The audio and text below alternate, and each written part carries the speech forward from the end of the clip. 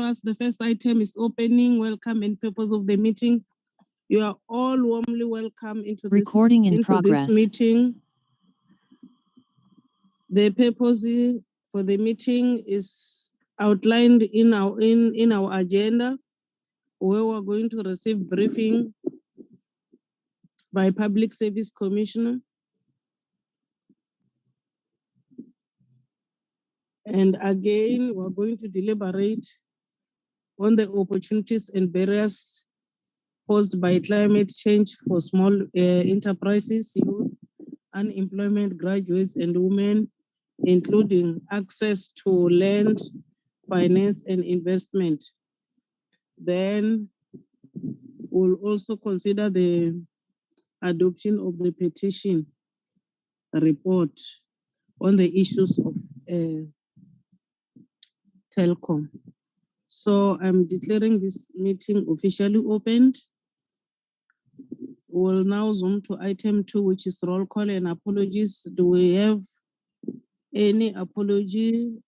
Brakim, can you take us through, please? Thank you, Chair. Good morning, honorable members. Good morning, Chairperson of the Public Service Commission and the colleagues. Good morning, colleagues from Parliament, and good morning, stakeholders that are in attendance. Chairperson, in the platform, I've recognized you firstly, and then Honorable Jacobs, Honorable Matulelwa, Honorable Nkosul Tuli, Honorable Klomelang, Honorable Kruger, Honorable Hendricks, and Honorable de Villiers. So far, those are the members who are serving who form the quorum, and I haven't received any apology from other members. Thank you, Chair. Thank you. Attendance noted. We'll now zoom to the next item, which is adoption of the agenda. Can I have a mover for the adoption of the agenda, honorable members? Honorable April here, Chairperson. I move for the adoption of the agenda. Thank you, Honorable April. Any seconder, honorable members? I will second, Chair. Thank you, Honorable Kruger. The agenda has been duly adopted. We'll now move to the next item. I will invite the leader from Public Service Commissioner to present their presentation before us. Thank you.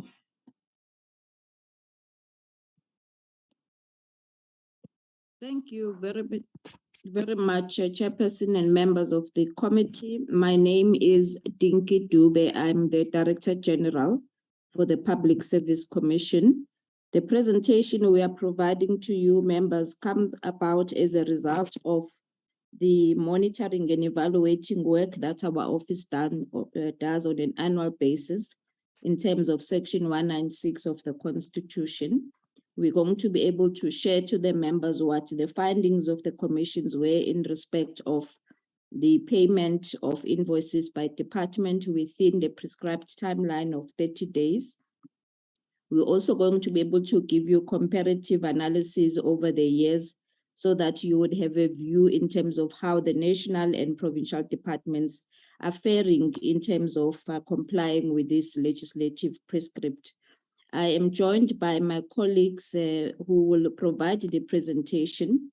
With your permission, Chair, I'd like to then ask my colleague, Mr. Cameron Jacobs, who is the Chief Director that is responsible for the function, to give the presentation. Thank you very much, members. Thank you. Over to you, Mr. Jacobs. Good morning, Chairperson. Good morning, honorable members. Chairperson, I just want to alert you that I'm unable to share the screen because it's disabled, I think, from your side. Please assist in terms of that. I don't know if it's going to be shared from your side. Yes, He will give you the sharing powers. It has been done. Okay, thank you. If, sorry, sir, if you can show your face so that members can first see you, and then as you continue, can switch it off for, thank you very much. Good morning, everybody. As my DG said, I'm Cameron Jacobs. I'm the Chief Director for Executive Support and Stakeholder Relations. As the DG indicated, the purpose of our presentation this morning is just to provide you with an analysis of the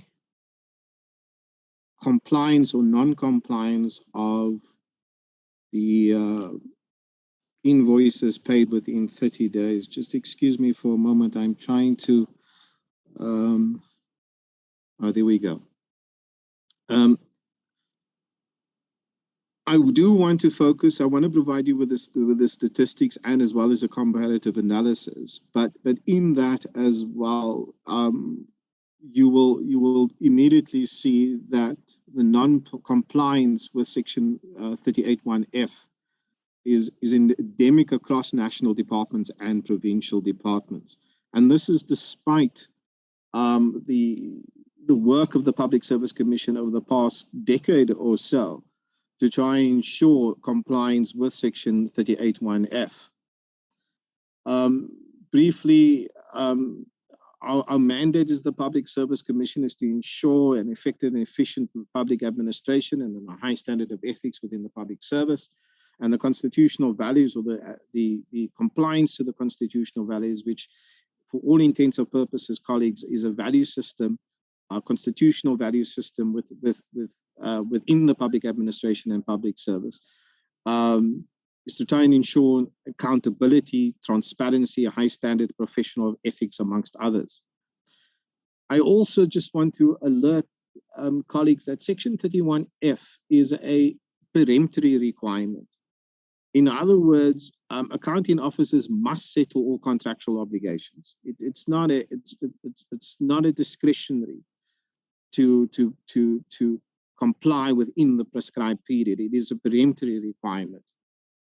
There's also an instruction note, but I just want to alert you of 2011 that requires departments to submit monthly information on the payment of invoices. For national departments, it's the 7th of the month. For provincial departments, it is the 15th of the month. I did indicate earlier on that the Public Service Commission over the past decade has tried to ensure the compliance with the payment of 30-day invoices. And to that extent, we have partnered with the Portfolio Committee on public service and administration. We constantly monitor quarterly reports coming from national and provincial treasuries. We engage with the executive authorities and accounting officers to see where we can identify repeat defaulters to try and resolve and mitigate the non-payment. And again, like I said, this is in terms of the constitutional principle of accountability and sharing of the information in terms of transparency. We've also gone to the extent, a chairperson, of trying to name and shame, if you will, defaulting departments, and to advocate for the inclusion of the peremptory payment into the performance agreements of directors generals and HODs. This is a trend analysis that you will see here, firstly, of national departments since 2018-19 financial year. And what you would see here is the endemic nature of the non-compliance. If you see 2018-19, it is 138,557 invoices were not paid or were paid with after the 30 days. But you look at 2021-22, it's the same figure of 138,000. Currently, for the 22-23 financial year, you're looking already at 29,322 invoices that have been paid after the 30 days. The rand value is astronomical, and you will see later on when we look at provinces just how bad it is. And you're looking at into the billions. So 18-19, I think it was 7 billion. 2021, it was 4.4 billion. The same applies in respect of invoices older than 30 days that has not been paid. This again shows that that despite the efforts, again, invoices older than 30 days are not being paid. If you look at 22-23, currently in terms of Q1, it is 959 invoices compared to the sort of annual figure of 131 for 2021-22. 9 invoices for one quarter is on the ridiculous side. At a provincial level, you will see the figures here as well. Again, astronomical when you look at the rand value, but if you're looking at the total number of invoices across the financial years, 280,000 in 2018-19,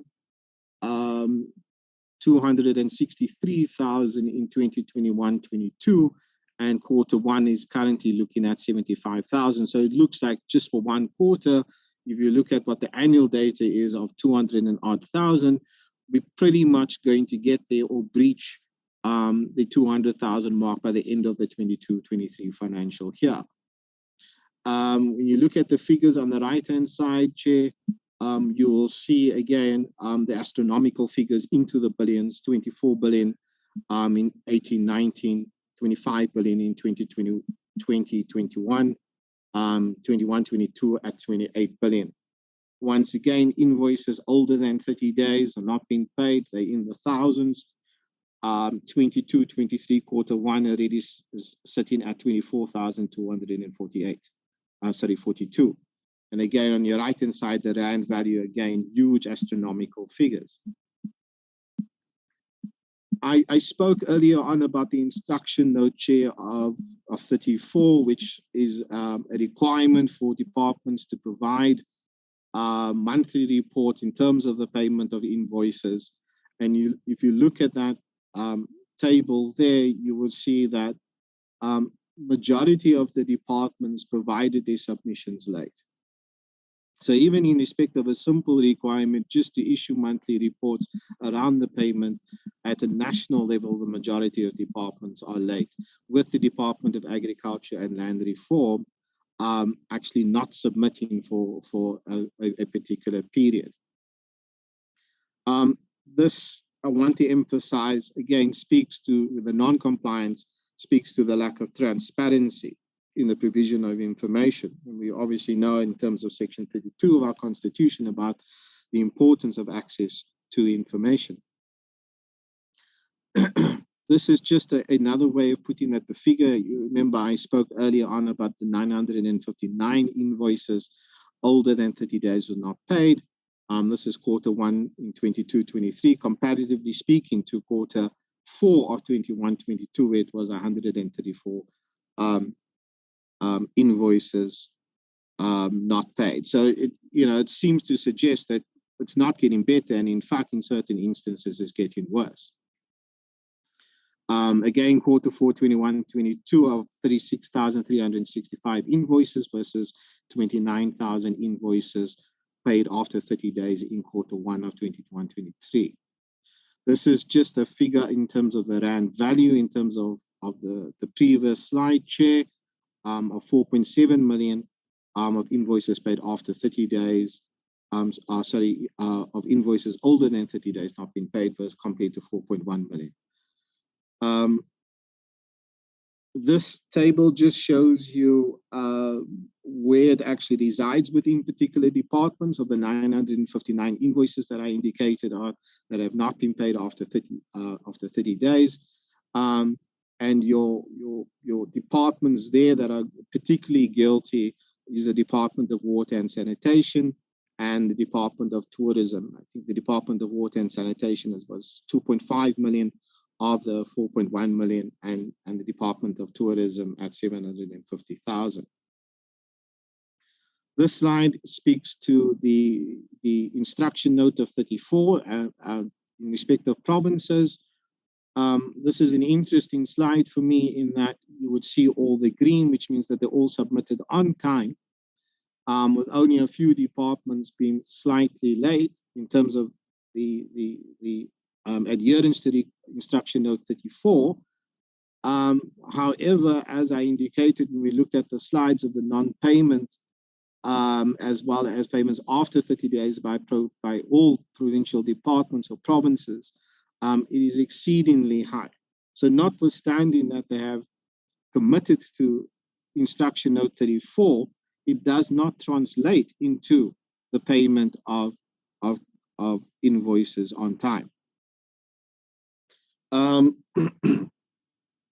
So this again, just a comparative study between Q1 and Q2 in terms of provinces. And you can look at that particular Q4, 21-22, just how high those bars are. Invoices older than 30 days not paid, exceeding the invoices paid after 30 days at 67,000 versus 62,000.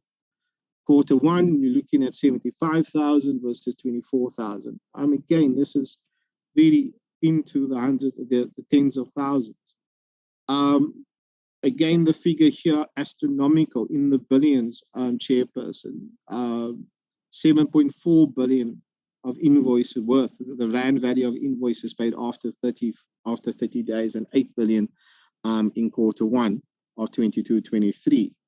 6.1 billion compared to 4.8 billion. So again, there's no shift in respect of complying with section 38(1)(f) of the PFMA.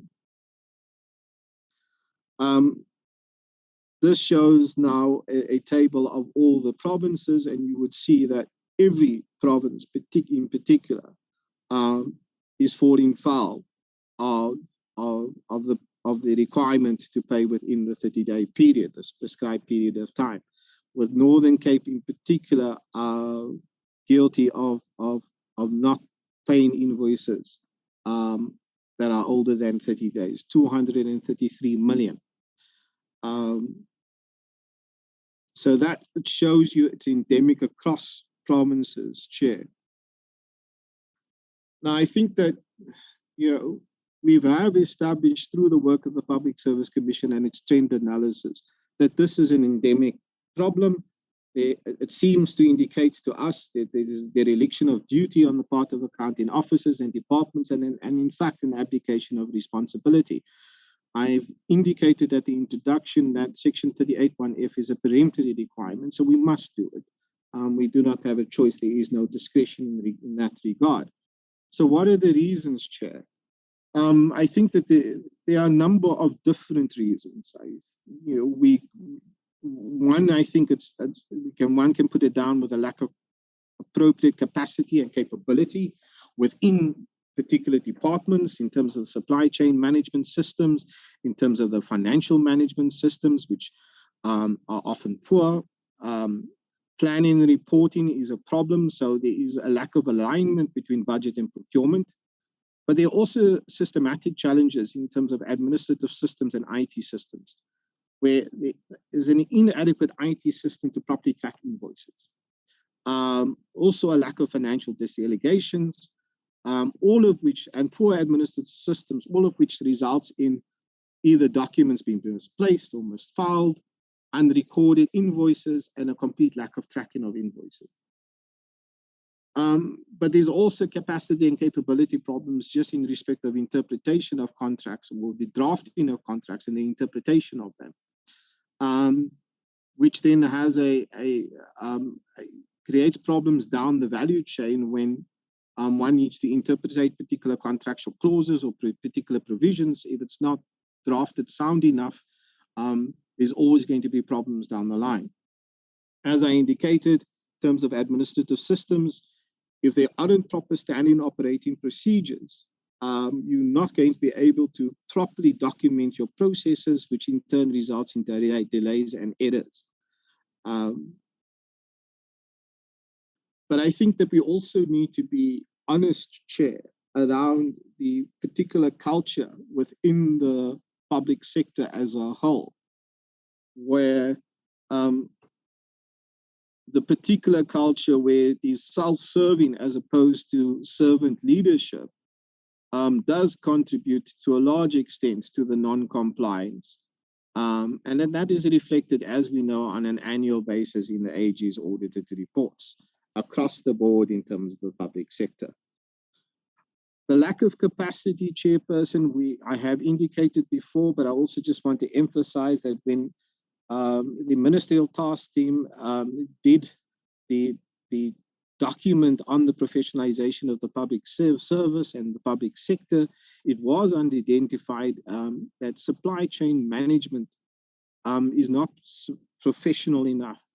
There's a lack of expertise as well and capability also in respect of finance management. And these are particular areas that requires professionalization within the public service and the public sector. So you can see that the sort of the reasons are broad ranging. There could be other nefarious reasons around sort of delayed payment of invoices in order to solicit bribes, but fundamentally it's just about a lack of capacity, capability, a culture that is more self-serving as opposed to serving service delivery beneficiaries. The impact, Chair. The small businesses in particular, they do not have sufficient capital and they cannot compete with large companies because they just do not have those credit reserves in place. So the payment of the invoices are exceptionally vital for the growth of their business, for the expansion of their business, for the payment of salaries and paying their own creditors. If that is not done timelessly, small businesses tend to fail, small businesses tend to struggle. But it also acts as a deterrent for if our country is really aspiring an entrepreneurial economy, it does act as a deterrent for would-be or wannabe entrepreneurs because they understand and they can see in the media and with perhaps their colleagues the challenges faced by small businesses. So it closes the system as well. More importantly, I think because of the nature of SMEs is that they're still growing, they're still expanding. You're dealing with a David and Goliath situation where they do not have the financial muscle, they do not have the legal expertise to go against and go up against the government. And so they often at the mercy and are held ransom to the whims of government departments that are not honoring their particular constitutional and legislative obligations. But there's also an impact, I must say, Chair, in respect of government, where the trust deficit, when we have a situation like this, which is endemic over the past decades, it does widen the trust deficit between government and the citizenry.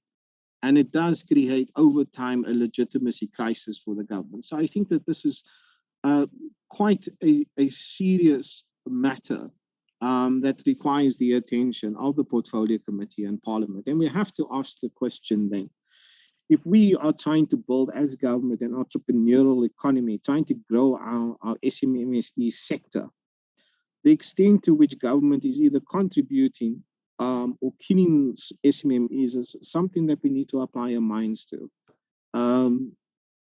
We also need to apply our minds of being a capable, professional, and ethical public service, as is in terms of priority one. And so we do need to pay attention to this and how we actually resolve the particular issue.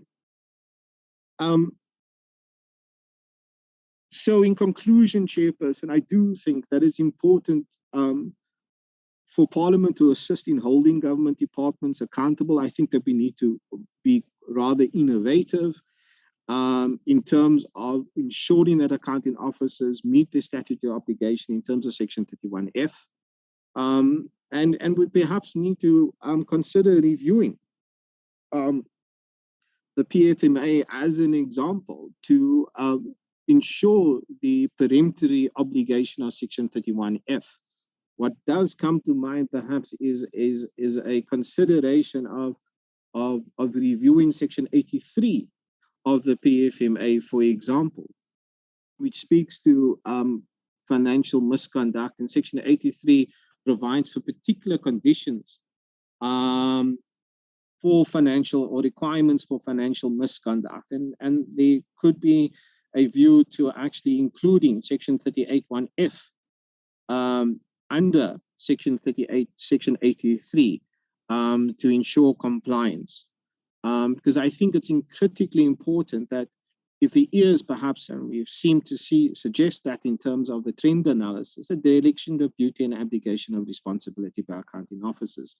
So we need to find innovative ways in which we hold accounting officers and departments properly to account. Thank you, Chairperson.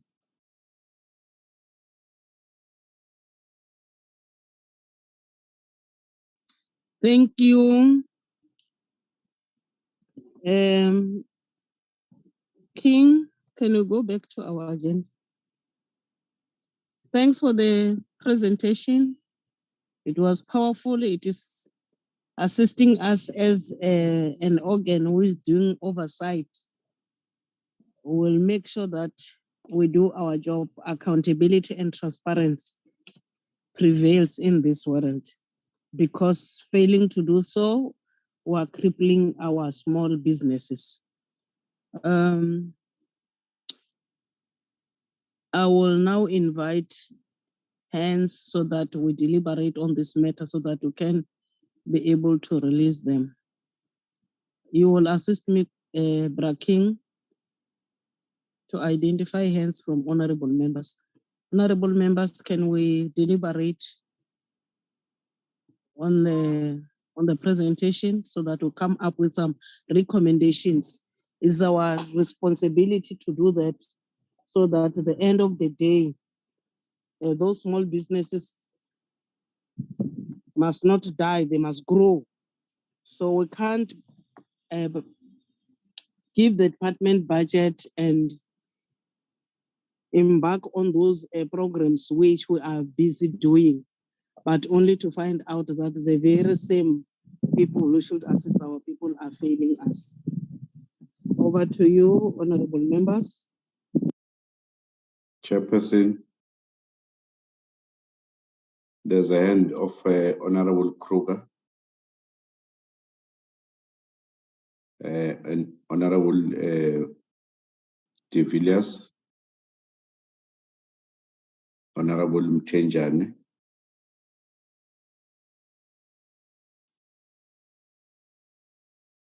Those are the hands so far, Chair. Thank you, Honorable Kruger. The stage is yours.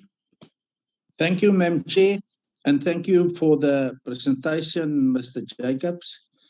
Madam Chair, you know, I sit with a cup of coffee in my hands, and the taste it left, this presentation left in my mouth, it's utter bitterness.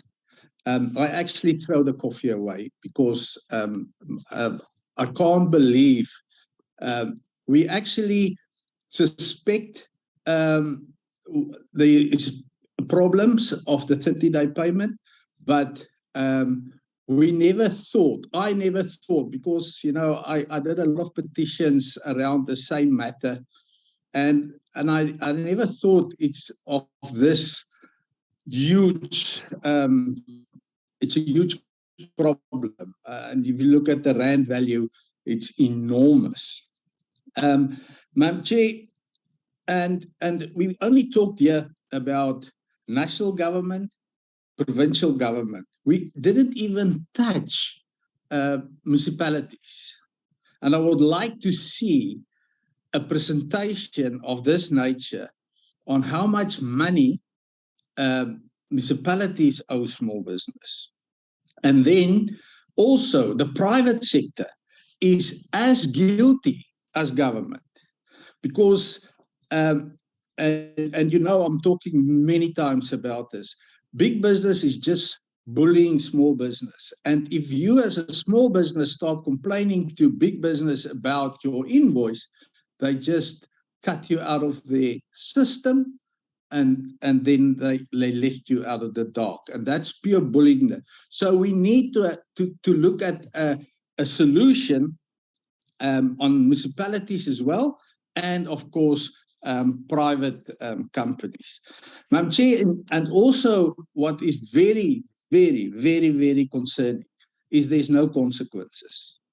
There's billions and billions around outstanding. There's thousands of small business dying out there. There's no consequences whatsoever.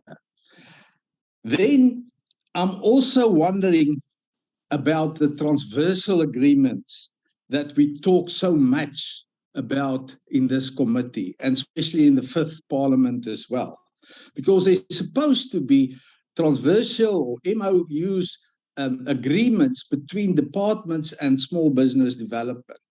And if this agreements was managed by the Department of Small Business, we would have saw this what happened here. Because, so what I say is our transversal agreements is not in place, and if it's in place, it's not managed by the Department of Small Business.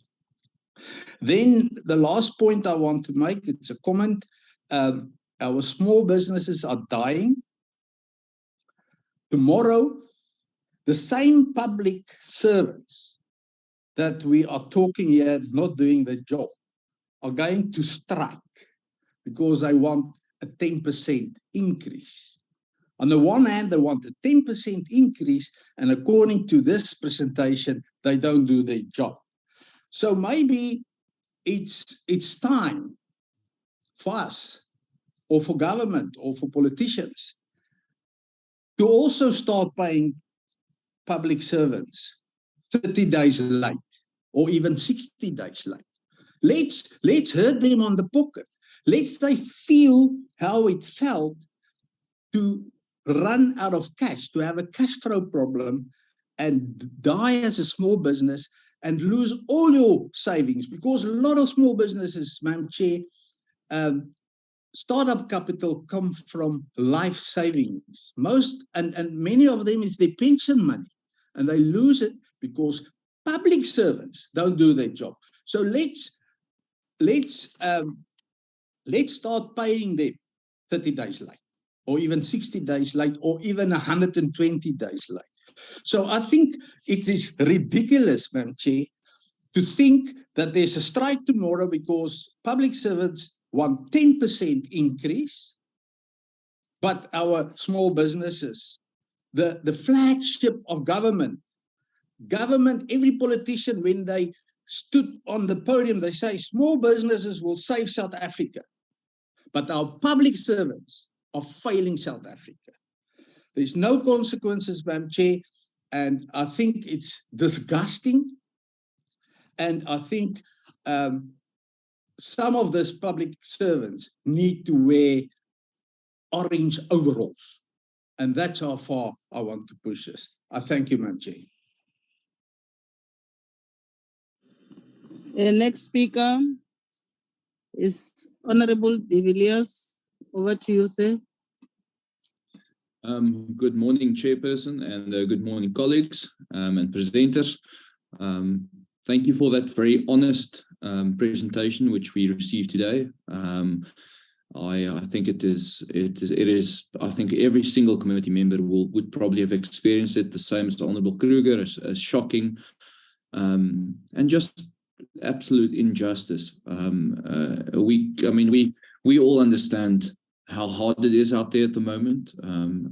You know, the double-edged sword, the rising cost of living, inflation, post-COVID recovery. It is not an easy country to live in. Unemployment is really, really high. And to then hear that those champions, those small business owners, when they contract with government, that they don't even get paid, it's unforgivable. But Chair, there's something here which I think all of us are missing, and that really is the root cause of what's happening here. It is right that there should be better accountability. And I must say, I've never heard a suggestion like Honourable Kruger's one that, you know, if the officials don't pay suppliers, then they should also not get paid their salaries. That would probably make some of the officials actually sit up and pay the suppliers.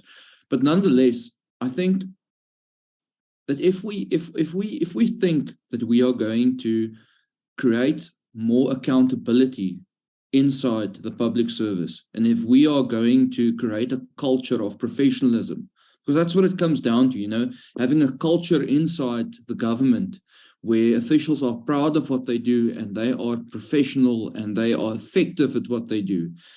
And if we want to create that, and we sit with the current government policy of cadre deployment, it will never happen, because it every single time, everyone from the Director General all the way down to whatever level of government you go, if people are employed not on their skills, not on their ability to do the job, then how on earth are you going to hold them accountable in the first place? If you received your job because you are carrying an ANC card, not because of your experience or your skill set, and if you have been told, listen, you are a loyal ANC cadre, and therefore you will get this job, how can you hold someone like that accountable? How can you expect that person to be professional? They don't have to be. They can just do whatever they want because they're not there based upon their skills. So the root problem with all of this is ANC cadre deployment. If we persist to staff our government with people who are not employed because of their skills, because of their knowledge, because of how professional they are, then we will never be able to have a professional service. It really is as simple as that. So I hear all of the other things. You can make laws, you can try and create better culture, you can, if you don't stop cadre deployment, none of this will ever be fixed. We need to create a professional a government service. Not people who serve the DA, not people who serve the ANC, not people who serve the EFF, professional, non-politicized government officials who are appointed because they are experts in finance or experts in engineers or experts in whatever field they are employed to be in.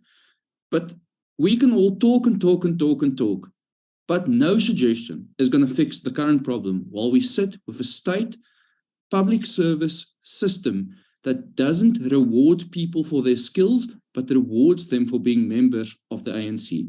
Thank you, Chairperson.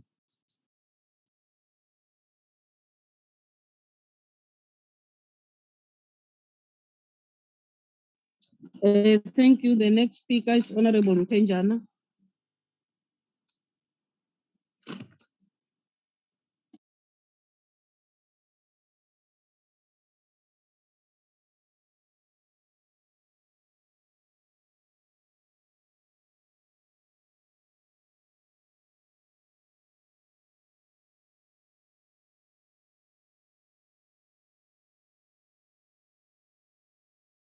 Honorable Mtenjana, can you hear me? Chairperson, I think we've lost him, maybe because of a network. Okay, we still have any other hands? Yes, we've got Honorable Matulelwa and then Honorable Jacobs. Honorable Matulelwa. Sir, can you try again? Testing 1, 2, testing 1, 2. Can you hear me? Recording in progress. Honorable Matulelwa. Yes, because I've just spoken to Minister Cooper and say, please don't jam my budget.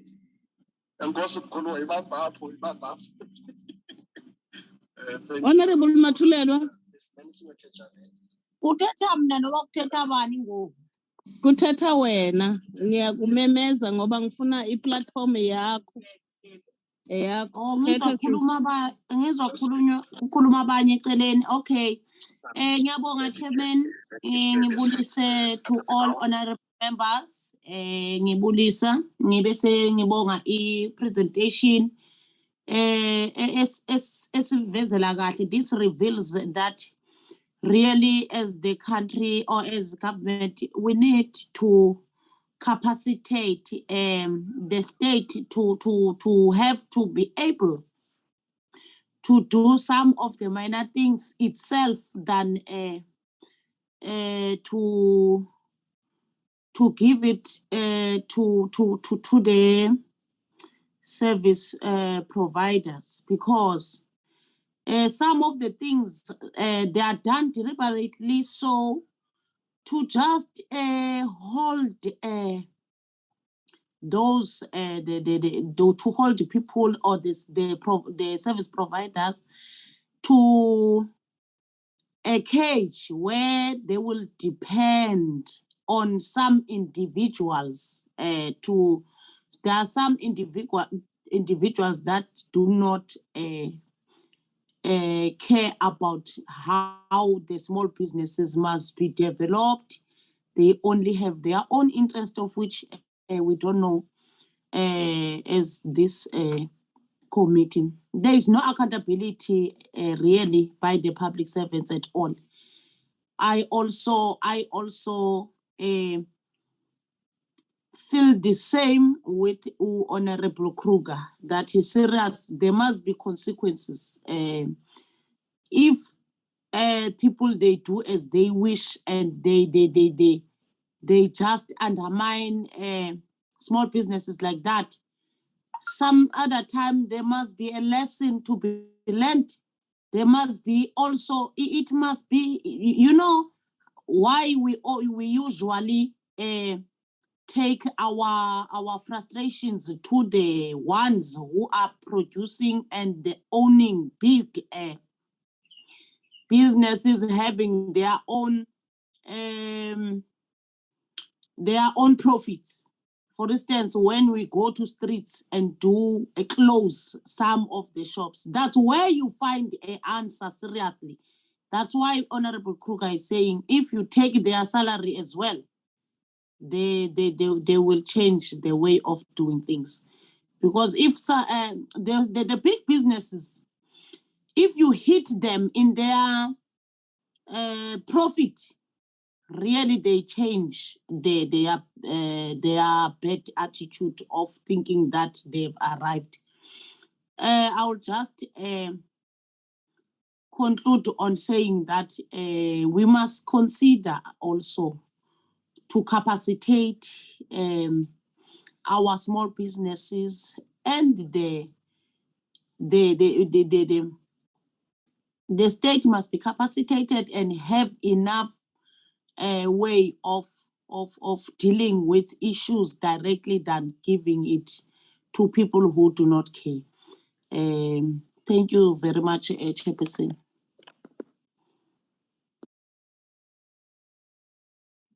Thanks, Honorable Matulelwa. You came up with some resolution. Indeed, you are legislators who are making laws who must come up with some recommendations here. I'm happy about the issue of capacity, as well as consequences and accountability. And also the issue of also focusing by Honorable Kruger to those other sectors, private sector and municipalities. Can we hear now Honorable Mtenjana if he's back? Well, thank you very much, Chairperson. Although I'm encountering a problem of a network, which is another pandemic here in our country. Now, Chairperson, it's disgusting. Actually, I think we all agree with our colleagues. We all agree here. And with the whole committee, I think we agree that indeed what we thought we knew, we did not know. This presentation .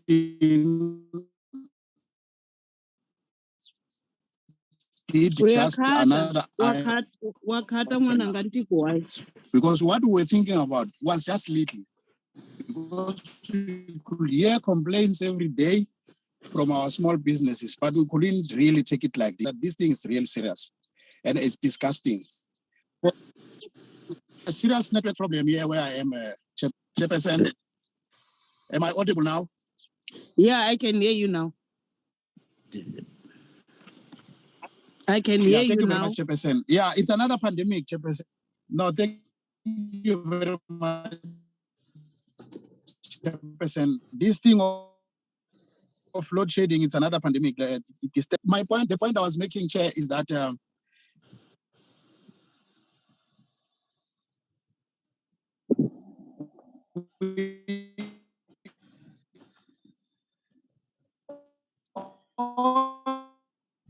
I can't hear you. Agree here in this committee that it's really killing our small businesses. No wonder I'm thinking that maybe it's these entities or this Chairperson. Can you hear me now, Chairperson? Yeah, I can hear you now. Yeah, I'm really sorry for that, Chairperson. Now, let me cut the matter short here, Chairperson. There need to be an accountability, really. The government must do something about this issue. Now, we have institutions like SARS here, Chairperson. I'll just give an example. At SARS, if you don't pay your return in time at SARS, there is a consequences. And then those consequences are for real. Now, the reason I'm saying this, or I'm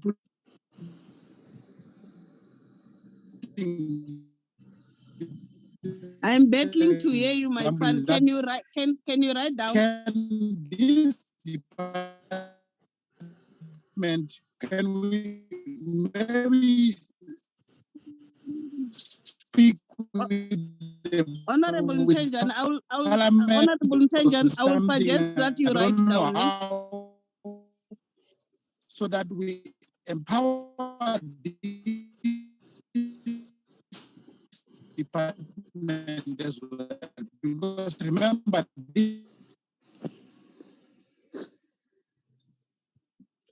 I will suggest that you write down some of your points. You were also not audible. Can you hear me? Honorable Ntenjana? Honorable Ntenjana? I propose that you write on the chat some of your points. You were cutting. This is the department that must do the oversight on those.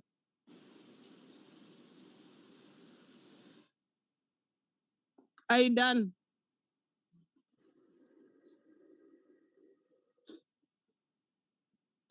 Braking? Chairperson. Yeah, bengithi mbhalele ku-chat ukuthi abhale phansi some of his points. He was sometimes not audible. Honorable Ntenjana. Do you still have? I was saying write down to the chat group some of your points. We could not catch them all.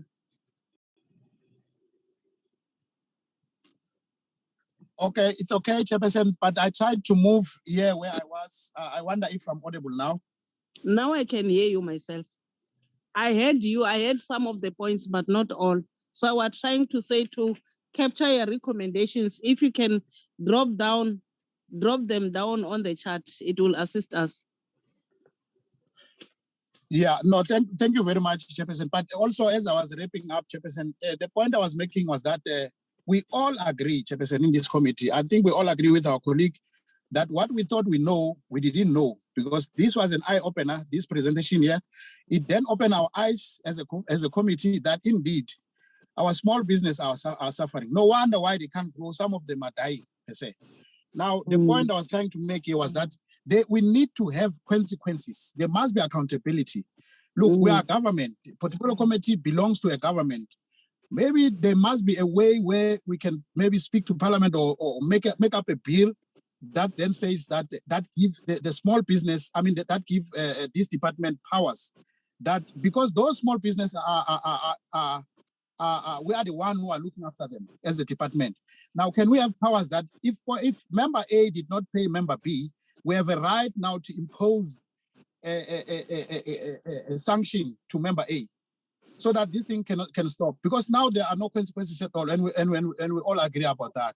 That you just don't pay, and then nothing will happen to you. You move on as usual. But the other one that we have affected is having a problem. Look, these small businesses are hiring people here. They give a service to wherever they are working with, and then they also have people who are working under them, people who must get salaries at the end of the day, just like everyone else. Like us parliamentarians, every month we get our salaries. Now those people are the same, just like us. They need to get paid. But now, how do you pay people if you are not paid yourself as a company? It's a problem. It's a pandemic. It's another pandemic. Yeah. So this committee must have. This department must have, but this committee must have a power to can summon those people and bring them into books, and consequences must follow as such. Now, I made an example with SARS here, Chairperson, that we have institutions like SARS. If you don't pay your returns at SARS, SARS will come to you and you will pay by force, and also you will pay by interest. Maybe we must start to create something like that, that companies which did not pay, which were not paid in time, they must expect interest on their payments, even from government. Imagine even the same government, that is the government of the people, is doing the very same thing to the very same small businesses. So this thing, it's our government also, private sector, government, everyone, they must pay the consequences. If they fail to pay the people in time, they must pay the consequences. They must pay interest, even in the banks. If you don't pay your account in a bank, the next time you are paying, you must include the interest. So that is what must happen, I think, Chairperson. So shortly, Chairperson, because of the network, that is the contribution I'm trying to make today. Thanks a lot, Chairperson. Thank you, Honorable Mtenjana. You were audible. We captured everything. Thank you so much. Braking, do you still have any other honorable member who wants to input? Yes, Chair, it's Honorable Jacobs. Honorable Jacobs, the stage is yours. Thank you, Chair, and greetings, Molweni Nonke. Goeiedag almal. Now, I want to share the sentiments of my colleagues across the different political parties. We condemn this non-compliance of all the departments.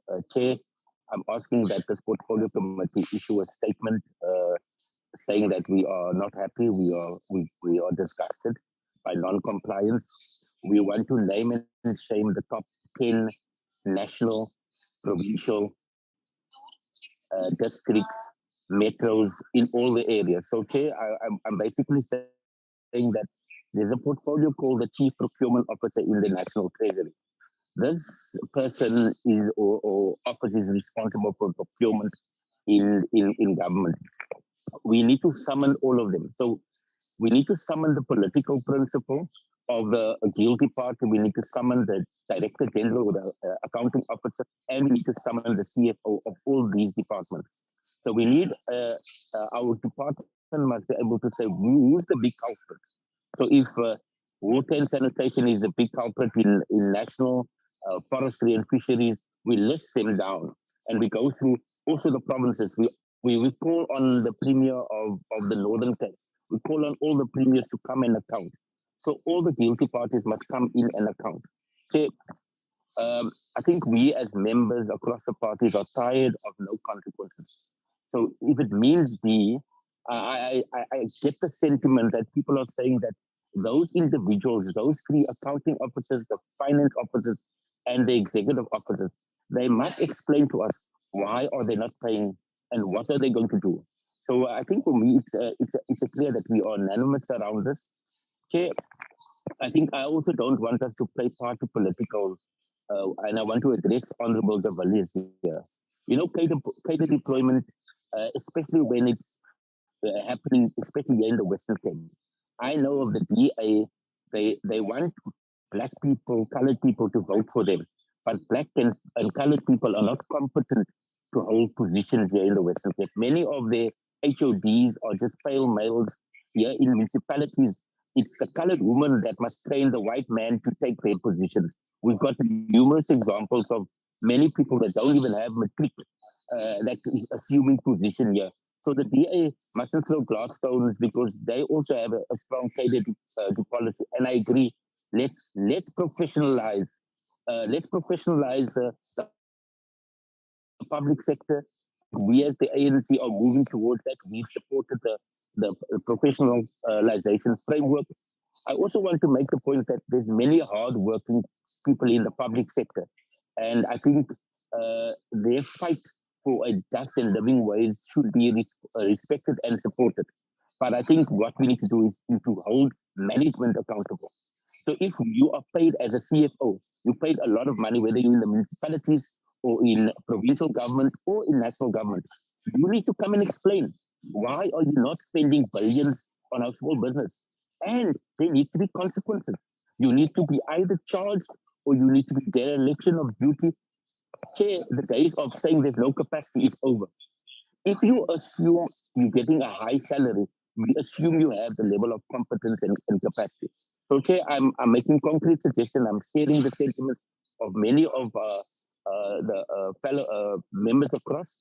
I'm also asking that this portfolio committee empowers you, Chair, to make a strong worded statement as Parliament that we are not happy with this results. We're not happy with what is happening. We want change. We want intervention, even if it means that we must ask the minister in the presidency to come and explain and say to us, Honorable Minister Gungubele, why is this? There's a MNE, there's the monitoring people, there's all of these departments. We don't want a committee. We want to summon all of them and we want change. So every quarter we want to see that these numbers are going to change. Just like we're asking the Auditor General to show progress. We also want progress on this. And we need to start getting consequences. So I'm sharing this thing. Let's not make it political. Cadre deployment is wrong. I think what we need to do is ensure, let me rephrase that. Many parties deploy people, but they must ensure that they have the requisite skills and requisite competence. And I agree with the presenter that we need to ensure that our public servants put our people first. So I think those are some of the comments I want to make. Thank you, Chair. Thank you, Honorable Jacobs. Do you still have any other hand, Braking? No, Chair, those are the hands that were up. Those were the hands. Just to allow the presenters just to respond, but it's not their responsibility because they are the commission. They are giving us what they have observed. It's up to us as members of the portfolio committee to take charge. And I agree with all the members. We're going to issue a statement. We're condemning all this behavior of non-compliance. The PFMA is clear on how are we supposed to conduct ourselves. And I agree that we need to involve also the municipalities as well as the private sector in this regard, because if we fail to do that, really we are killing our small businesses. So the leader who was leading the presentation, just to respond on the remarks by the honorable members, but it's our responsibility to take what you have presented to us and move forward. Thank you. Thank you very much, Chairperson and members. Perhaps as concluding remarks from the PSC, it's important to note some of the key reforms and interventions that are taking place in the public service. Honorable Jacobs has already noted the professionalization framework that has been approved. It is going to be implemented. We expect that it will go a long way in ensuring that appointments are done on merit, as members have indicated. The PSC is going to be playing a central role in ensuring that an implementation plan is drawn up on the professionalization framework and really monitor the implementation thereof. There's also an important intervention that is taking place to really strengthen the oversight role of the PSC. that is the review and amendment of our current Public Service Commission Act. Because as members would know, the extent of the mandate of the commission currently only can go as far as the national and provincial departments. And so it is envisaged that with this review of our current law, then our mandate can extend towards the municipalities as well as the state-owned entities, as members have really alluded to the magnitude of the problem. However, what we do as a constitutional entity is that we are part of the Forum of Institutions Supporting Democracy. So we do leverage the powers and functions of other constitutional entities, for example, the Public Protector. And in the last meeting we've had on the Forum of Institutions Supporting Democracy, the Public Protector is also looking at this matter of the non-payment of invoices within 30 days. We also want to now start utilizing the forums such as the one for Director Generals as accounting officers. As a PSC, we plan to go and make this presentation to sensitize them and on how their departments are performing and to ensure that they as accounting officer really execute their mandate, Chair. I thought it was important to highlight those key reforms as members deliberate on this matter further. To then conclude from my side, the Chairperson, before we then thank the members, let me just check if my colleague, Mr. Jacobs, would want to add anything on the comments and remarks made by the members before we exit. Thank you. Cameron? Thank you, Dube. This is empowering us since we're going to issue a statement. We appreciate the review and the amendment of the Act. It will assist us a great deal. Jacobs, do you have something? Mr. Jacobs? No, Chair, thank you very much. I think my DG covered everything. Thank you. Thank you. Thank you so much. Honorable members, let Chair, me there's a hand from Honorable Kruger. Honorable Kruger. Yes, thank you, Chair. I just want to add something that I did mention, but maybe I didn't make a formal proposal, is the transversal agreements between Department of Small Business Development and the rest of the departments, government departments. I think as soon as possible, we must get the department, the DG here, and come and explain to us how many of these transversal agreements are signed and how are they managed. Because that was exactly why the committee in the 5th Parliament give them it was proposed and it was accepted, and the Department of Small Business had to go and sign transversal agreements with all departments. So I would propose that we get the DG here as soon as possible and tell us what is the how many transversal agreements was signed and how are we managing the 30-day payments via the transversal agreements. Thank you, Madam Chair. Thank you, Honorable Kruger. You are also empowering us as the only member who was here during the 5th Parliament. We appreciate that. But let me take this opportunity and thank the presenters as well as honorable members who are speaking with one voice and who are going to issue the statement. I believe our officials have captured all the recommendations made by you, but we will make some follow-up since they are promising us that they are going to have a session, and also to make sure that the executing authorities are accountable and are carrying their mandate properly. Yes, we're not harsh when we say we may immediately propose that the one who is found guilty must not immediately get his or her salary, but we don't have such powers. But we've got powers to can summon them to come and account before us and make sure that consequences are being taken seriously. Thank you so much. Let me release them so that we can proceed with our program. Thank you so much, Dube and Mr. Jacobs. Thank you very much, members. Thank you. Braking, take us back to our... Braking, can you take us back to our program, please? Our agenda.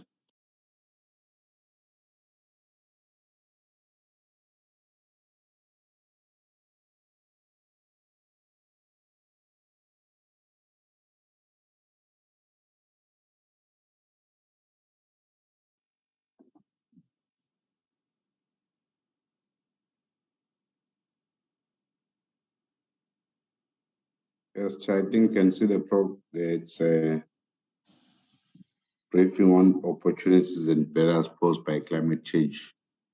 Who's briefing us? It's Miss Elize. Miss who? Miss Elize. Miss Elize. Yes. Ma'am, the stage is yours. Thank you very much, honorable members. I appreciate the time with you today. I'm just going to share my screen. If you can enable the share screening, please, Chair.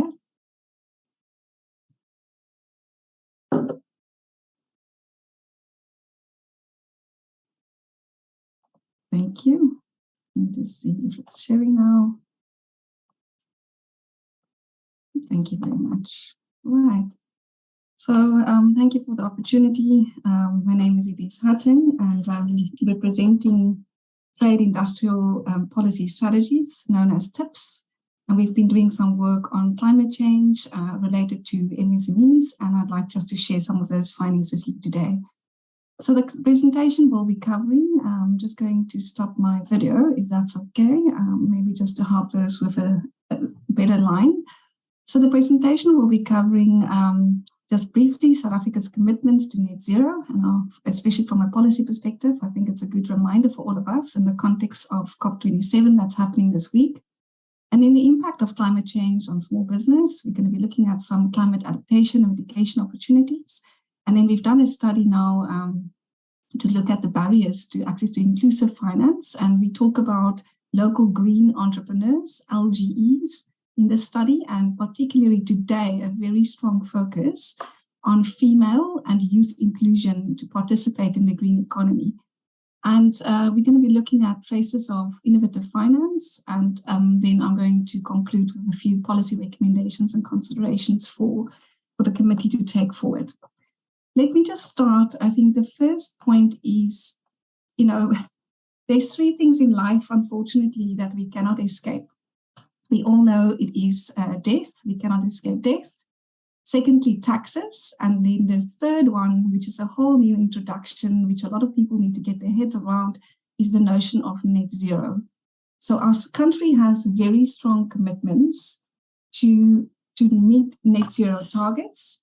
And, this is from various policy commitments. So we're looking at the South African National Determined Contribution, the NDC, who sets our targets for net zero emissions by 2050, and a low emission development strategy. So I'm not going to go into too much technical details, but I think it's important to also understand that SMMEs plays a significant part of meeting net zero commitments. We are agreeing that we are going to commit to peak our emissions in the next 8 years by 2030. And that's the kind of red flag today, I think, that I just want general consensus and awareness for the committee that 8 years is not a long way, and we need to make sure that we can put some actions in the ground so that we don't impact SMEs negatively. I heard one of the members saying earlier on he had a bit of not a good taste in his mouth from the coffee and the conversation on non-payment. Well, I really hope that we can sweeten your taste a bit today, because there's a lot of opportunities for SMMEs, and it's not all negative, but we need to understand where our planetary boundaries are sitting. And in today's day and age, it's not necessarily only around saving the rhinos, it's not about that. It's about building resilience within our communities. We are all aware of our COVID recovery period. We are still very much in a recovery, and climate change, unfortunately, have devastating effects in the marginalized groups often are the ones who is in very, very exposed to climate change. So here we can talk about floods in KZN. We're all very much aware what happened with the floods, destroyed our infrastructure, and people that is left without adequate shelter, access to water, power being destroyed, sanitation infrastructure. It's a huge cost also to the country and to government if we are not resilient in terms of our infrastructure and how we respond to the impact of climate change. And this is where SMMEs can definitely play a role, especially in climate adaptation, and I will elaborate a little bit more on that. Let's just take a moment to look at where South Africa is sitting in terms of our green recovery efforts. So I would like to just pause the presentation here for a minute and take you to the green recovery tracker for South Africa. This is a tool that TIPS has been working on to monitor all the policies. And you can visit this. I'm happy to put it in the chat. But it's very important. We've done this study and we looked at different countries across the world and we evaluated their efforts regarding the responses to a green recovery. And that makes sure that we look at environmental as well as social and economic efforts to recover. And it's very much still in that, even if you're looking at the EU delegation for South Africa, they've got a 5-year recovery plan, and it's very much focused also on supporting SMMEs to recover from COVID and the impact. So there you can see South Africa scoring 2 out of 5. We've got quite a far way to go, but at least we're not sitting on the 1. But it's policies. If you want to go to the tracker and you want to go and have a look, and if you don't agree with some of the policy scores, you are very welcome to also have your say. It's a very collaborative platform, so you can click and have your say and say, I don't agree. And I'll show you also, sorry, let me just get back to that button. I can also show you in terms of the SMME recovery, what is our position in South Africa. Let me just go there, and I'm happy to take questions at any point. Let me just go to South Africa again. Sorry, I'm getting an admission. Okay, just give me 1 minute. Sorry, I see that my power is running a little low. Let me just plug in. All right, so here we can see the range of policy commitments, and I think this is always very useful if anybody is talking about a green economy and they want to relate policy. We're looking at governance, we're looking at our National Green Economy Plan, inclusive governance, the ECD business strategy, wealth accounting, finance, different aspects in finance, and then sectors, and the small business report here. So I can maybe just pause a little bit here. We scored quite good, 3 out of 5 here. It's because we have a number of policies that's been updated to respond and better support SMMEs. So this is a couple of resources as well that you can go and have a look at. But in terms of green economy and SMEs, I just wanted to give you a little flavor today on what we're talking about. So I'll move back to my presentation now. I think for small business, it's important to understand our efforts. And in our research that we've recently done, we found that South Africa is quite advanced in terms of just addressing a number of ecosystem development, green economy, programs, a lot of activity within green industries opening up. Also in relation with the European Green Deal, we've looked at a study of the impacts, the positive and negative impacts of the EU Green Deal on trade for SMEs. So there's generally quite a huge consensus and a good support to look at green industries. And you might want to go through that in your own time. So now I'm going to come to climate investment. I'm jumping quite quickly. So if anybody have questions, please just slow me down. So I think what's really important about climate investment, so, we're not talking today about saving the rhinos. We are really talking about how is our planet and our people, our communities going to survive? How long are we still able to inhabit this planet? And for that to happen, we do need to start looking more closely at investing in climate finance, especially to build resilience in terms of infrastructure, more decentralized infrastructure, and SMEs can provide a wide range of services and products to ensure localization, to support township development, smart township development, bring energy, food, water, and a range of adequate housing and transportation solutions to communities in need. And just to make sure that we are conscious about being resilient. So the whole debate around climate change, just to remind everybody, is we are trying to move towards a commitment for net zero by 2050 because we want to make sure that we lower our carbon emissions and we can reach the 1.5 to 2 degrees Celsius target. If our planet heats up more aggressively, the ice is melting quicker, our oceans become very hot, there's also dead spots in the ocean, the currents are changing, so that impacts the entire climate. And we get increasing floods, we get wildfires, droughts in some areas, and this all is really threatening to all of us who's sharing finite resources on this planet. So it's very important that SMME participation in climate adaptation and mitigation strategies are taking, I think, more of a forefront on the debate these days, and we need to have these conversations. So if we just remind ourselves again with climate change, food security, water security, our ecosystems, health, infrastructure, and the livelihoods of people. And this is becoming more increasingly demands and stresses that's putting it on government structures and institutions, especially in Africa. If any of you are following the COP27 debates, you will just see what is happening. It's quite a valuable Twitter feed if you can follow. But then if we just look more broadly at our climate action tracker, so this is a tracker that's been developed, and this is basically a scenario for looking into the future, looking at what we are doing with different policies. And if we are not going to act by 2030, we have a modeling to say what we need to do to reach the 1.5 domestic pathway for Celsius reduction. So if we are not doing that and we reach the 3 degrees, that is, our planet will be in trouble, and that means our communities will be in trouble. So I think a little bit of maybe what is not good news. This can maybe make your coffee sour again.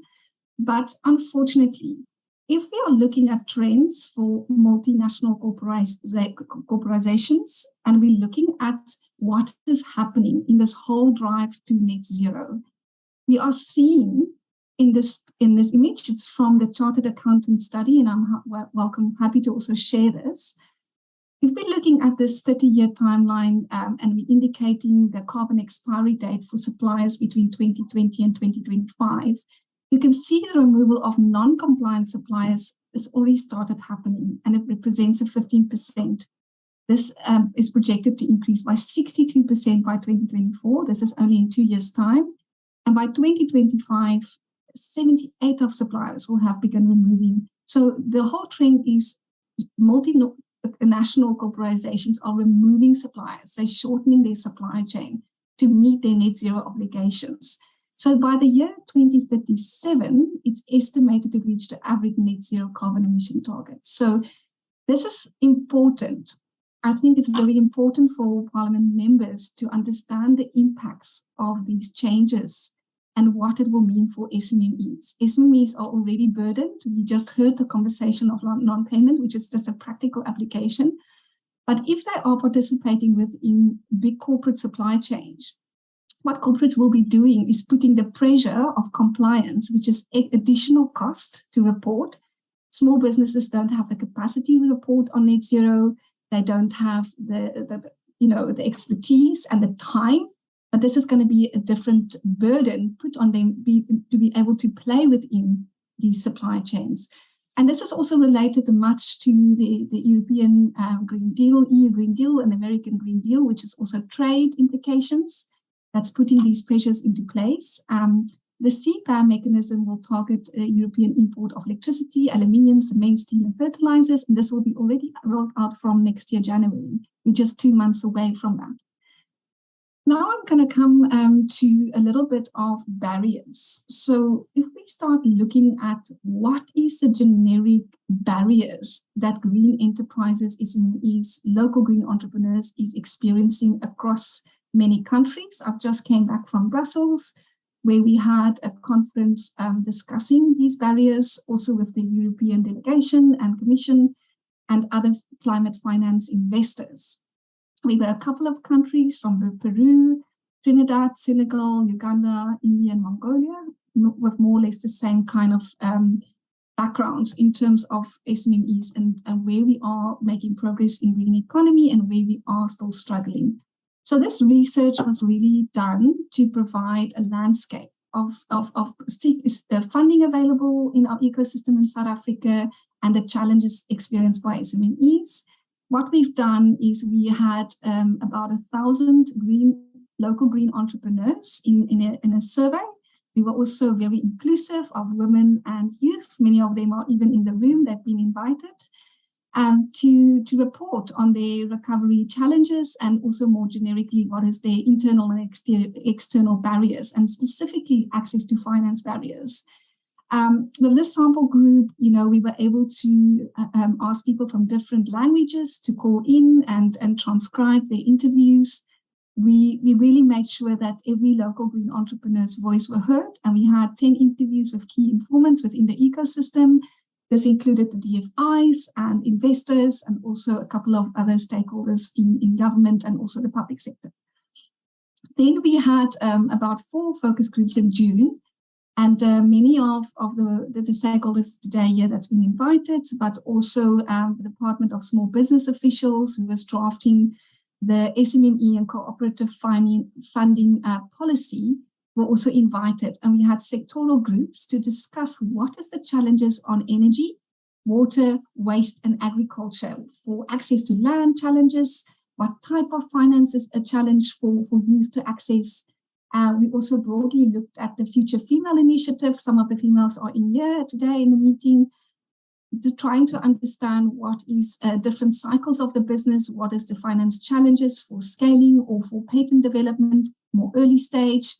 We've also spoken to youth from the Presidential Unemployment Stimulus Program. They were involved, 300 youth in a program that focused on the water sector, and we also started looking at what is their challenges. This is a report, and I will send you a link to this report, which you can read in your own time, but this is the key findings. The barriers. So if we are looking at financial barriers, it's inappropriate collateral requirements and lack of credit guarantees. And what we've seen in South Africa, fantastic, with the Innovation Fund that the EDSE organization is doing.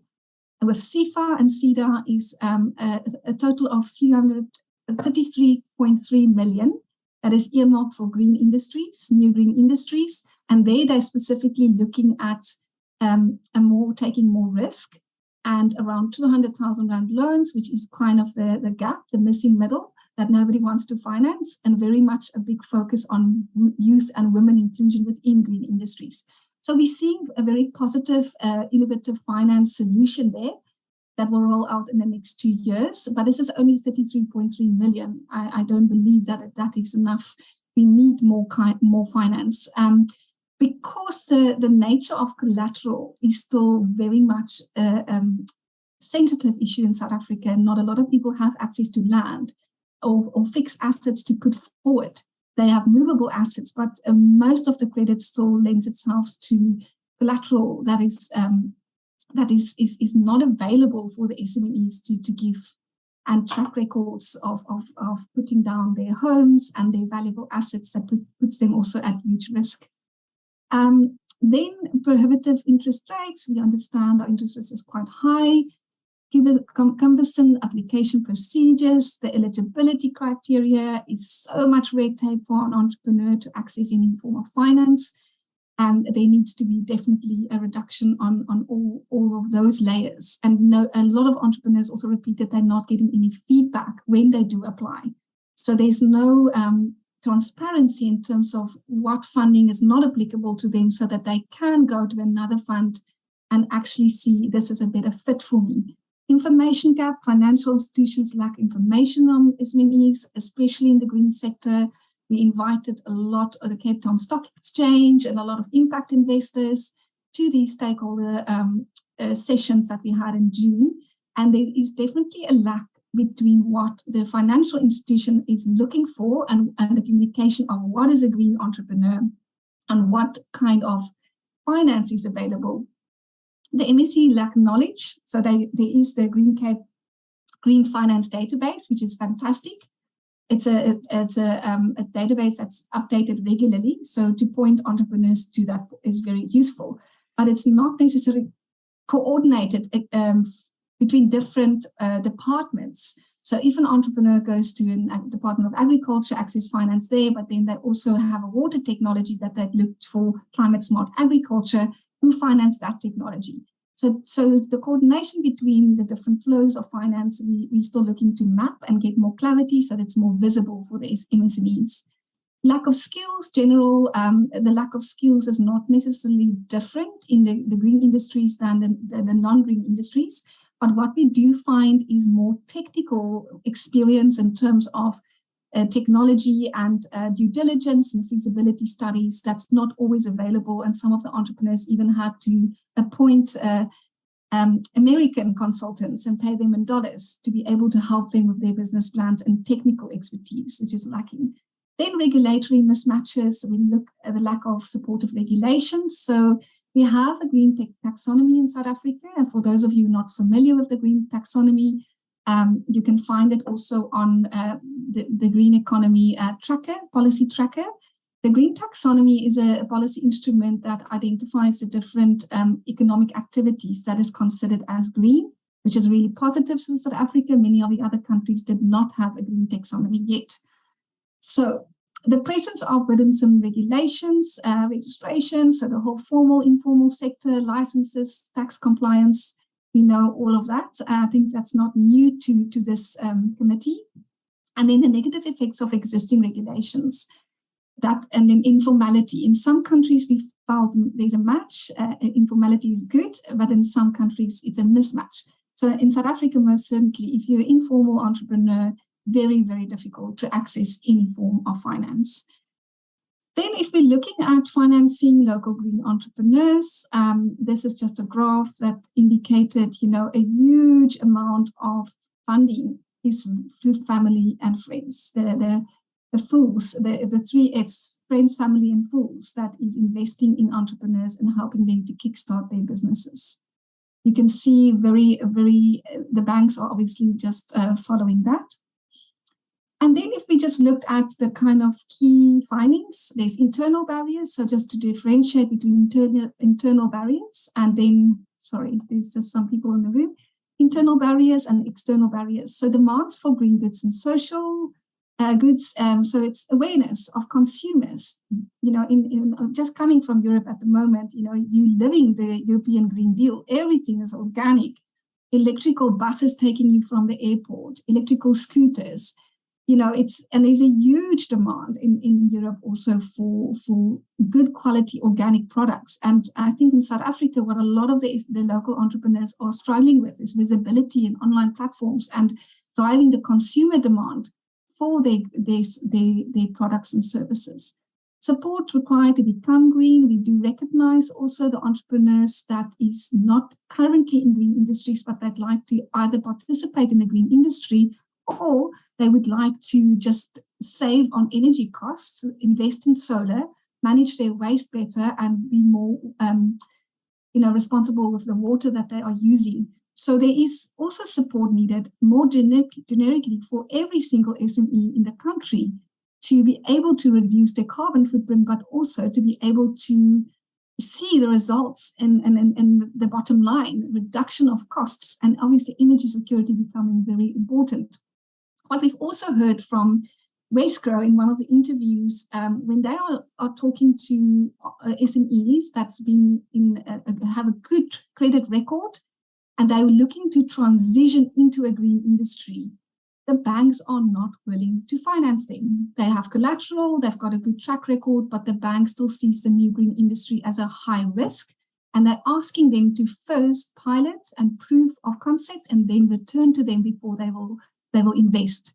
That's also a big concern, because with the drive to net zero, a lot more SMEs is going to transition their businesses, or they're going to include a new product or service line that speaks to green solutions. programs for financial literacy, that's still generic for other SMEs, not and just for green entrepreneurs. Collateral requirements, we mentioned it, and access to financial services. Some external barriers, financial ecosystem challenges. So like I said, very difficult for an entrepreneur to navigate green industries and the green ecosystem. You know, CEDA have obviously your biofuel incubator, they've got the renewable energy incubator, Sarebi, they've got the new the essential oils incubator, a couple of incubators, which is fantastic. But often the entrepreneurs all compete against each other if they're in the same market, in the same industry. So that's not always maybe the best solution. So some recommendations there for programs like the Youth Bridge Trust Residential Unemployment Stimulus Program, where they have a green economy incubator, and there are 300 youth who participated, and there's 8 different sectors and market intelligence, and the entrepreneur can speed up their ideation journey by accessing the intelligence. And in 6 months, for 300 online participants, they managed to create 71 new registered businesses. But they gave them options of what the green industries are, how relevant these industries' challenges are with people on the ground. So the youth were able to see there's no drinking water for 10 days in my community. What can I do to meet this gap?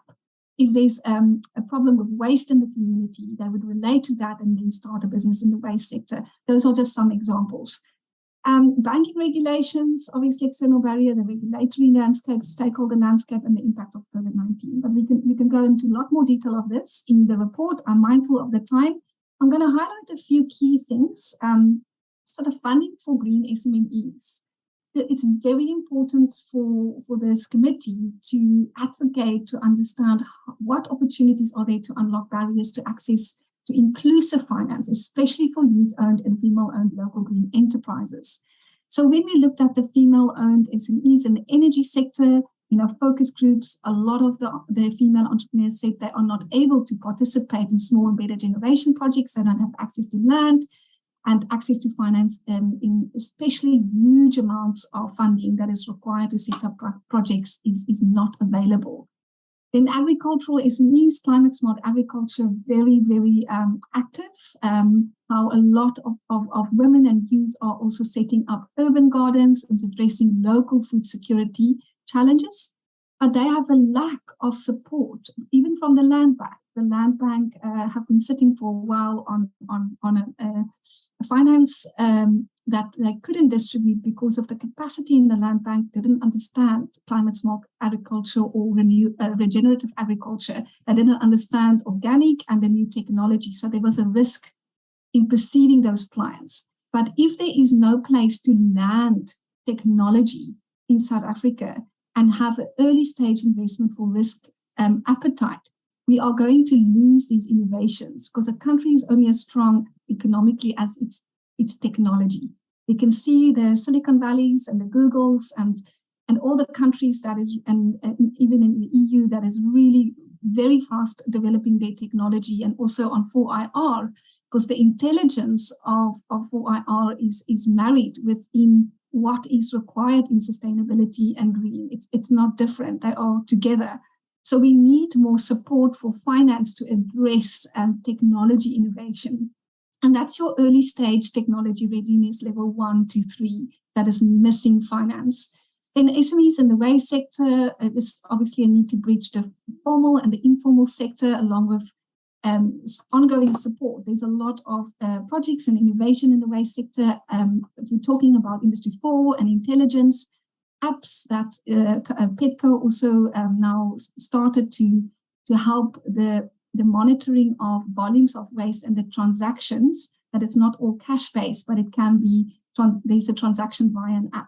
So lots of innovations, but we see increasing waste problems from all streams. If it's e-waste, soon if we're all moving to electrical vehicles in the transport industry, there's going to be a lot of waste that we're going to have to deal with in terms of old vehicles and metal. So your e-waste, organic waste, and obviously a number of the other waste streams. So innovation in the Western Cape, where there's a lot more awareness on composting and managing organic waste at a household level. is helping to not put so much strain on the landfalls. If we're looking at, the youth in the water sector, which I've mentioned, very active participation, purification of water, harvesting water, transportation tanks, and if we're looking at the new independent water producer, if that's going to come online, it is for the big players, but we created awareness that it's very, very important when those policies are embedded, that in the supply chains of those projects and the 20 to 30 year community impact of funds, there needs to be a very big focus on youth and women inclusion. All right, and then let's see some solutions. So we need to bridge the trust gap between MSMEs and financial institutions. We need to ensure that MSMEs can pledge movable assets as collateral, to improve green public credit guarantee schemes, to bridge the information and capacity gaps, credit information of sharing mechanisms more granular and green, a robust but simplified chain of ESG information, so on the taxonomy. We need to look at the MSME agency as a one-stop shop, and we have Department of Small Business, and CEDA is quite active within the ecosystem and creating one-stop shop facilities for SMEs as a go-to point, but focus on green needs to be more visible. And bridging the finance ecosystem gap, we need to unleash DFI's potential for lending targets, looking at green SME facilities and more dialogue. So improving consumer protection is also quite important. Let's look at the Just Energy Transition funding. I know when people see the 8.5 billion, they think, wow, this is incredible. But there needs to be more transparency, and these figures are from a statement made by the EU yesterday to COP27. There is a very big need to look at transparency. Is it only 20% of 8.5 billion earmarked for SMEs? Is it the big players who's going to benefit? I don't know. We need more transparency. We need more answers. So the committee could maybe look into this and report back to SMMEs who is desperately trying to see if they hear this amount of money in investment for just energy transition, how will SMMEs be able to participate and access funds? And then ensure the participation of youth and female entrepreneurs. It's very, very important. If we're looking at climate change, I think it's very important. We've started this campaign, Build Back Better, Greener. We need to make sure that we leave no one behind, no women, no youth organization. And these are just a flavor of the different industries. So agriculture, energy, build environment, waste and circular economy, transportation, water and resource and conservation. Then if we're looking at adaptation and mitigation, I just wanted to make sure I briefly touch on this because a lot of people are asking in terms of climate investment, what is the difference and where is the need? If we're looking at South Africa, there's been a lot of attention on climate mitigation. So if we are going to close coal mines and we're moving to renewable energy base, there's a lot of plans and actions in place. We need to attend more on climate adaptation. Very, very important to be able to be resilient. And this brings me to the opportunities for technology for net zero. Again, I want to stress to the committee, sustainability is not separate from 4IR. These are going hand in hand, and we're seeing more green technologies that's more efficient and it's more effective when it is intertwined with 4IR intelligence. Because we need to be able to track carbon reduction, we need to be able to see how much water we're using, how much waste, and what is the reduction in water and consumption of a general. So I want to motivate and advocate to this committee for more visibility on local green entrepreneurs. They are agile, they are able to innovate new technologies, products and services that can help drive the low carbon growth and climate proofing. So they can enable ecosystems that is in place, and they have the right, if they have the right types of finance and the support are available for them to do so. So we need to make sure that we're looking at fire intense seasons, ensure disaster and public health plans account for more severe weather patterns, protect farms and our food supply from climate impacts. This I cannot stress more. The Innovation Fund is about 300 million for agri, which is very important. Our food securities are I think the most concerning. We all love to eat in South Africa, but we need to be very aware about what we are eating and how long those food sources are still going to be available. Protect our air quality, obviously access to adequate shelter and smart townships comes in here. I'll share a little bit more about what's happening in Stellenbosch. But to be more resilient, we need smart townships. Transportation infrastructure, we need to be able to look at the rising sea levels and floods. Obviously, KZN, a lot of us have felt that. Water security, even if the water is contaminated, what local solutions can be provided by entrepreneurs to also support municipalities to deal with infrastructure. Localization is absolutely key. We need decentralized infrastructure. We need solar panel rooftops, water tanks, next generation sanitation, food gardens, organic waste management at household level. These are basic things that we're going to be needing for climate change resilience. So feel free to have a look. I'll also put it in the chat on the smart townships. Stellenbosch is putting out the first commitment to help Kaimandi, because there's been a lot of work done with the ISHAC for energy security, but to make that township more resilient. Then if we're looking at climate adaptation investment, here's a table that I can also circulate to the committee, but agribusiness comes up many times. Construction and real estate, looking at food processing and beverages, forestry, hydropower, insurance, mining, technology, thermal power, transport. I can go into this in more detail, but there's a lot of research that indicates where the climate adaptation investments needs to flow to. Then very importantly, policy. Unfortunately, this is maybe where the coffee can become a bit bitter again. The draft SMME and cooperative funding policy that was, the first draft was made available in May for commenting. It's completely silent on green, which is really concerning. And we would like to petition that before that document is finalized, there needs to be a review on how it accommodates for local green entrepreneurs and investment in green industries. So a mismatch in summary between supply and demand of SMME financing. There's limited effectiveness of government programs designed to support SMMEs and cooperatives. This is due to poor coordination. Coordination, we can always improve in coordination and capacity building. This is findings that's reflected by the SMME funding policy. And this is, I've listed it here because it's not just unique to normal SMEs, it's also unique to green entrepreneurs.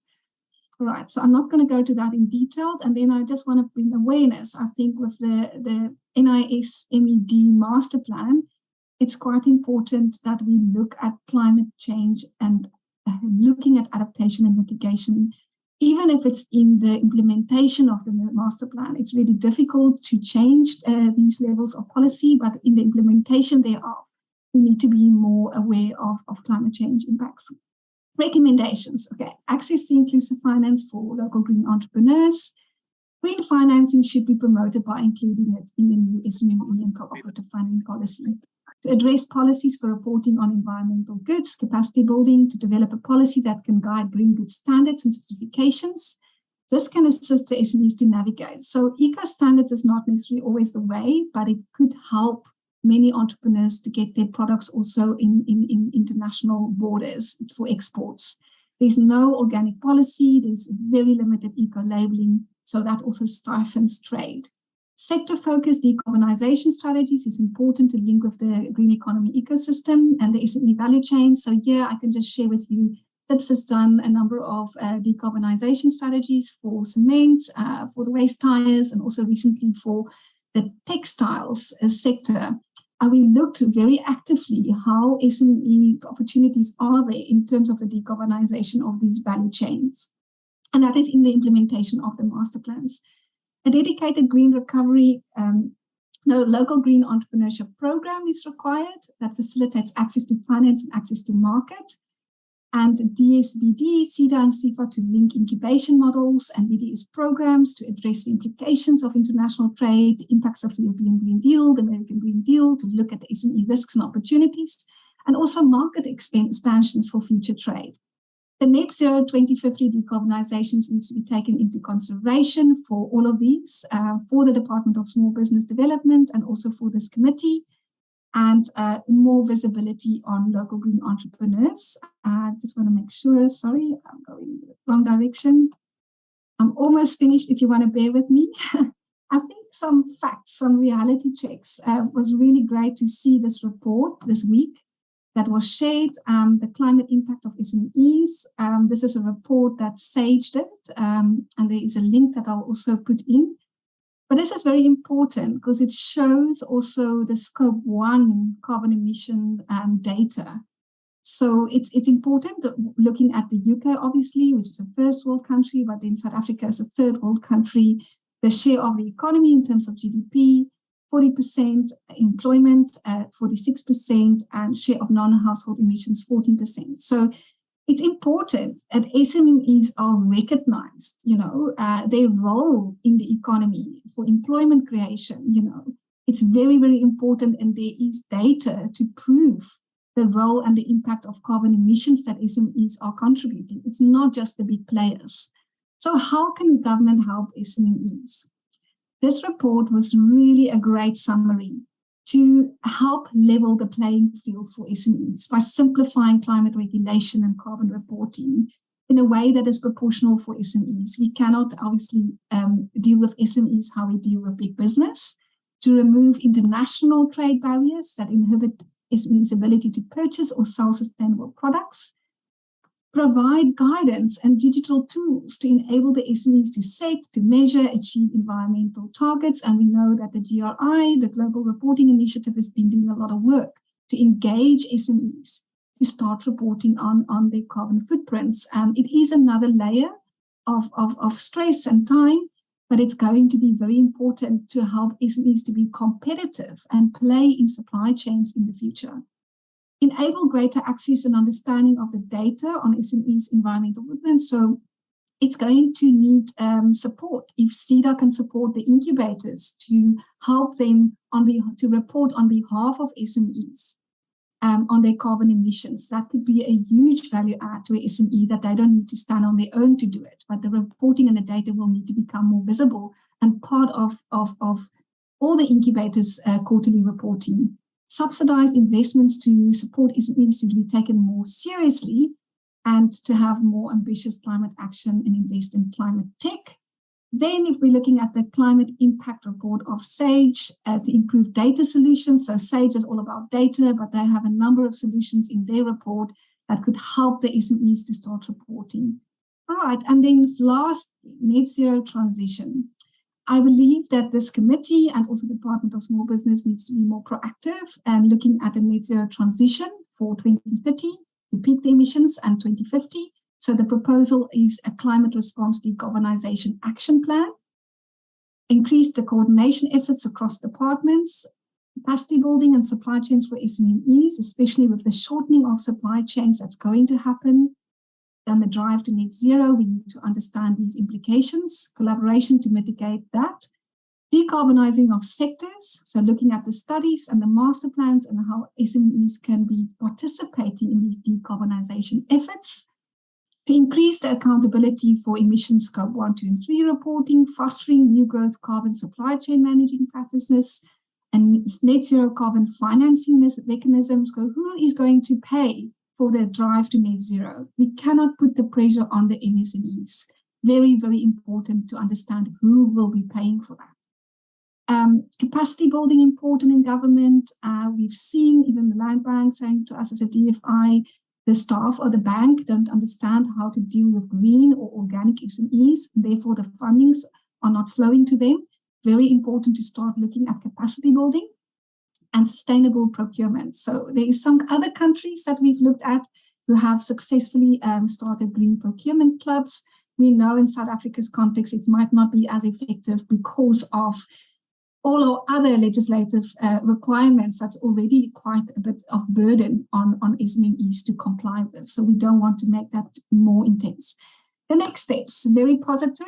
To conclude, this infographic that you see is a study that I did with Page in 2016, where we and UNEP and DFFE, where we looked at mapping the green economy. And now the next steps is working on the phase 3 Green Economy Coalition work together with the EDSE unit to support the Department of Small Business and to look at mapping green industries more effectively and SME opportunities to make it more visible.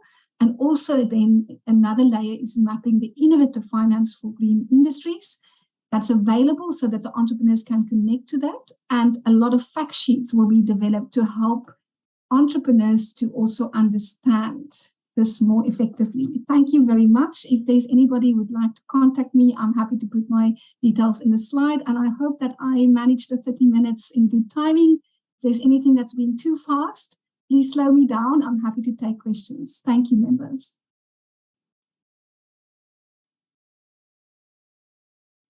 Is everybody still awake? I hope I didn't put everybody to sleep.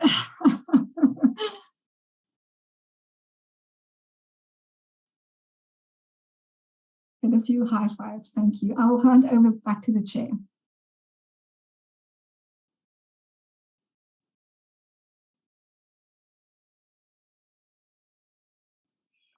Is the chair still in?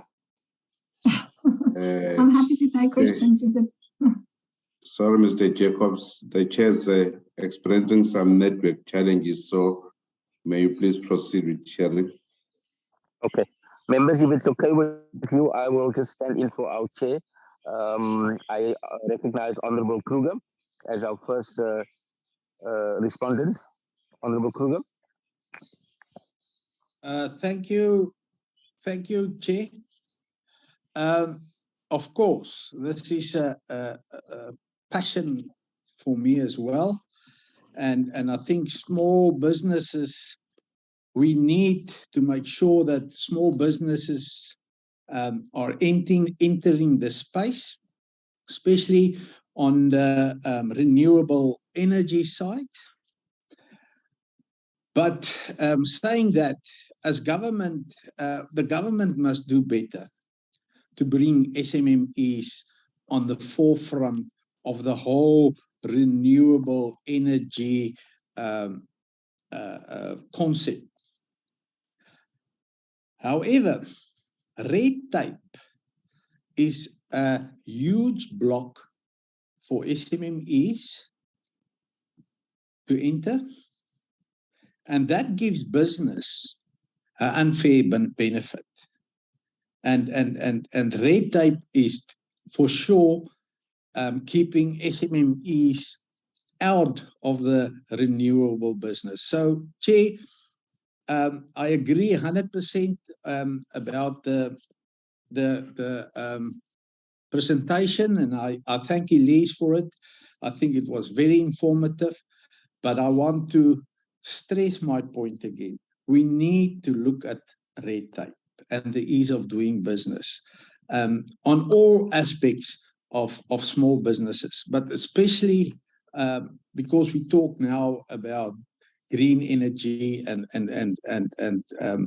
what's the name, earth warming and all the so I'm one of the greenies, but if we don't stop or have specific strategies in place to reform red tape in government, we're going to keep on keeping SMMEs out of business, and they will all then, small business will only pick up the crumbs. And I think us as a committee, our job is not to feed small businesses the crumbs.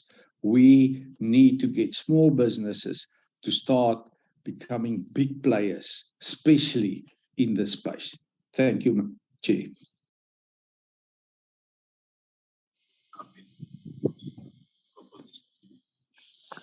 Thank you, Honorable Kruger. Is there any other inputs from members?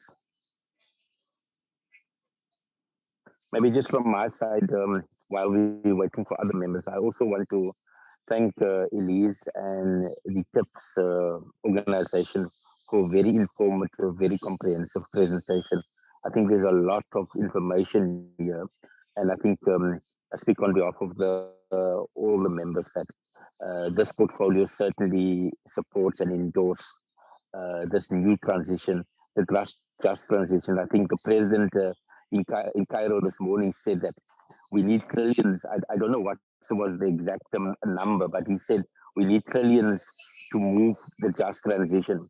And there's many NGOs here in the Western Cape and social movements that says that the clean, the just transition and the green economy can help with major job creation. And we don't just want energy producers by big companies or multinationals. I think for us, as a broad principle, we want energy equity. We want equity, energy ownership. And we want small people, small businesses, the voiceless, the marginalized communities, the poor across South Africa, not to be dependent on the grid, but also to help with being producers and not consumers. So I think as a principle, we support this. We like the fact that you are, that you are available to guide us in terms of a framework. And I hope that the department is in here so that you and the officials can follow up.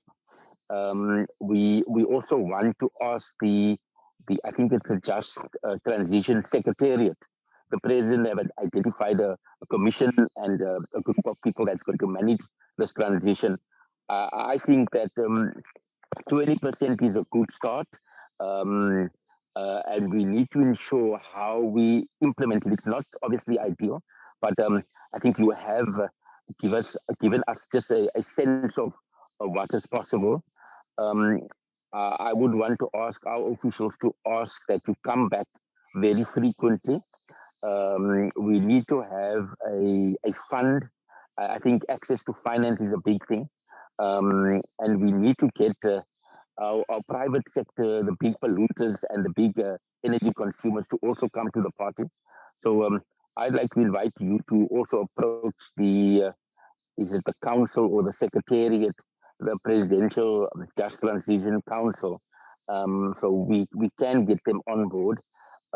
We also want to invite the other portfolio committee of environmental affairs with your good selves to see how we can implement this. I think for us, there's many opportunities here, and it's also an opportunity to correct a lot of the inequities in the ownership of the economy. So being green is the right thing to do. Being green is will also help with managing the people, profit, and the planet. I think if you look at that, the triple bottom line, we need a sustainable earth, and we also need our people to be brought into mainstream. You know, some people have this misconception that green is only for white liberals, but I think green is an important concept that we embrace wholeheartedly, not just talk. But if we want to have a generation for our kids, a future for our kids, we need to pay it forward. And so the just transition is important, but we also need to look at how we don't lose the jobs. I mean, towns like Witbank and where there's a lot of coal dependencies, we need to ensure that people see the benefits now already of moving for this transition. So I think certainly from my side, we welcome this presentation.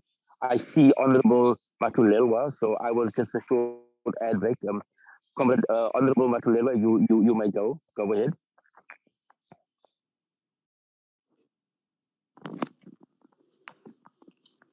Thank you very much, Chairperson. Mine is very short, but I just want to register this. If I may ask, is there any estimated number of small businesses capacitated to form part of renewable energy, specifically in KZN and Eastern Cape, where KZN also it form part of having it has got some coal and any other industries, and then I just want to register that there should be a change of the way of classifying small businesses in terms of producing energy, and there must be a special intervention on making sure that small businesses are owning this space, because you can see that the apparently, even if those people are not in this space, but there are some of the rural areas where people participate, but informally, because it's not registered under. I don't think that you even know about those people. But my suggestion is that you must make sure that you also do some kind of bringing them forward, and make sure that you develop them towards this, because they are doing it, but they don't know that they form part of what you are presenting here. So it's just my recommendation that I wanted to register. Thank you so much, Chair. Thank you, Honorable Matuleva. That's a good suggestion. Members, any other inputs before we allow Elize to respond? I don't see any hands. Elize, we have. Fine. Honorable April, please come in.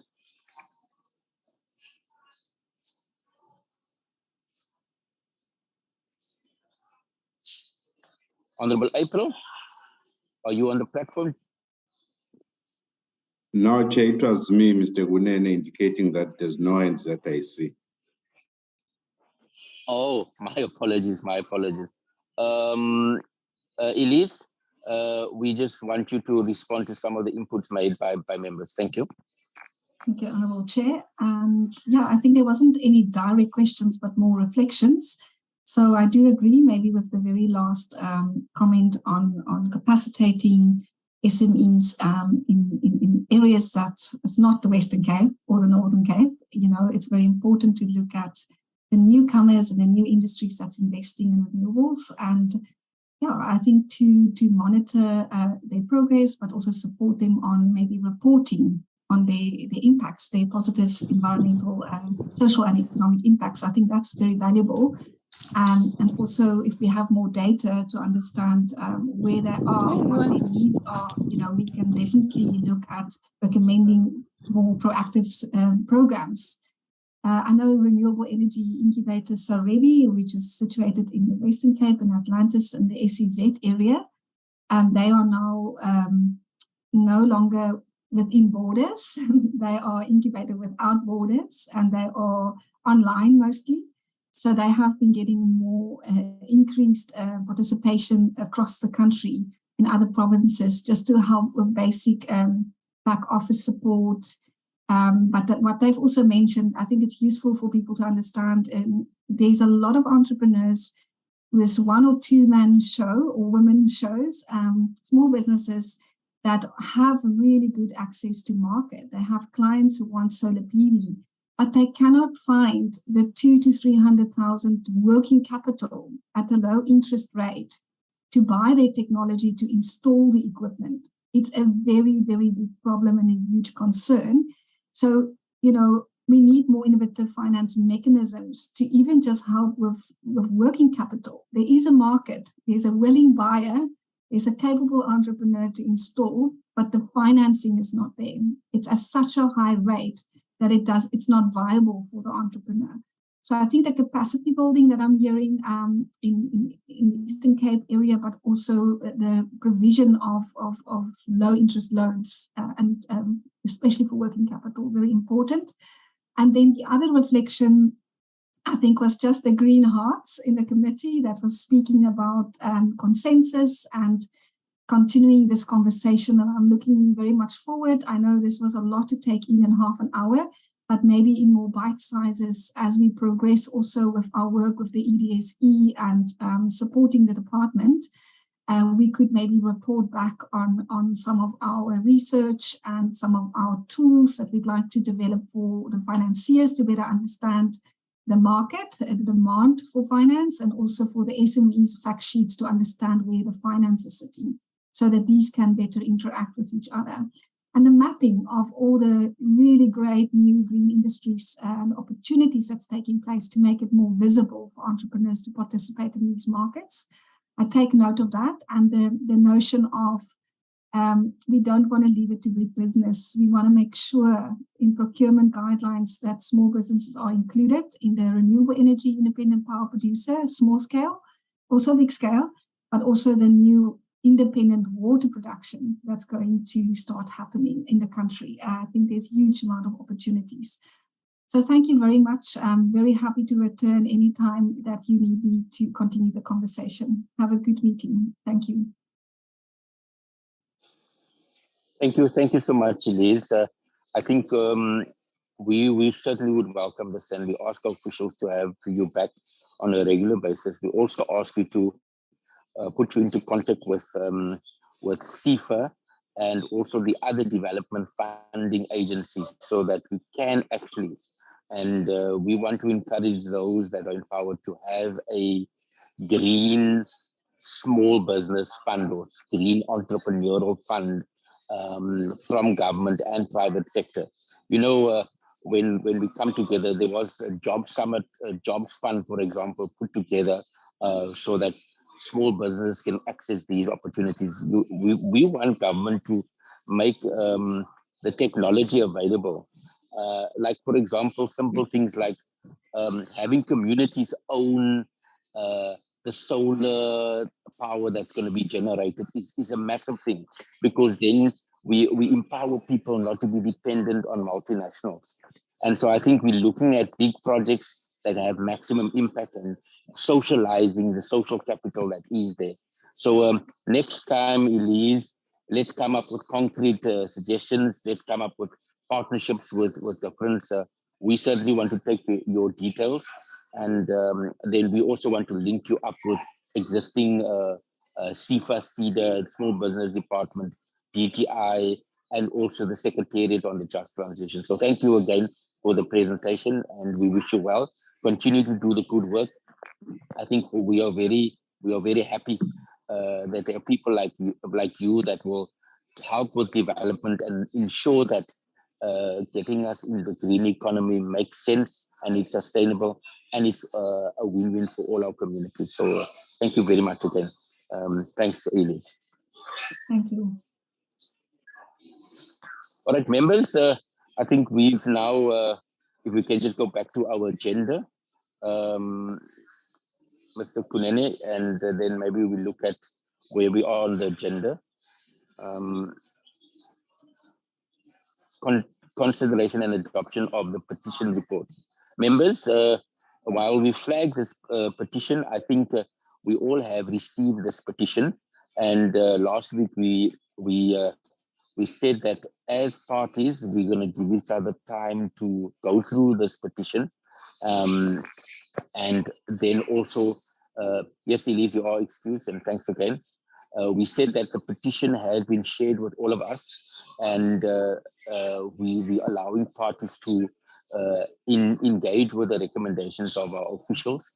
So maybe whilst we allow parties to prepare, Mr. Gumede, can you just go to the presentation and just remind us of the recommendations so that we can adopt it? So we don't want to go through the whole report.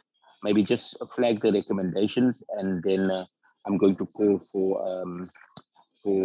adoptions. But Mr. Gumede, maybe just take 5-10 minutes just to take us through summarizing the recommendation. I think there was broad consensus last week already for the report, but I think we will allow parties just to make inputs on it.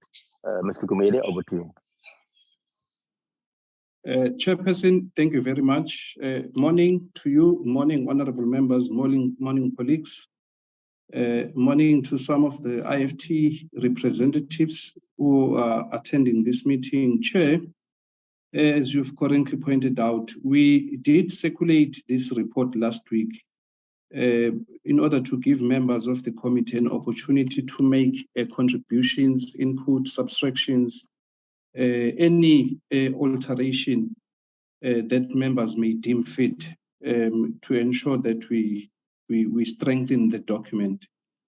Chair, I have not received any inputs from members, but what I've received through my discussion with Evelyn was, the material inaccuracy from what we were told by Utelcom.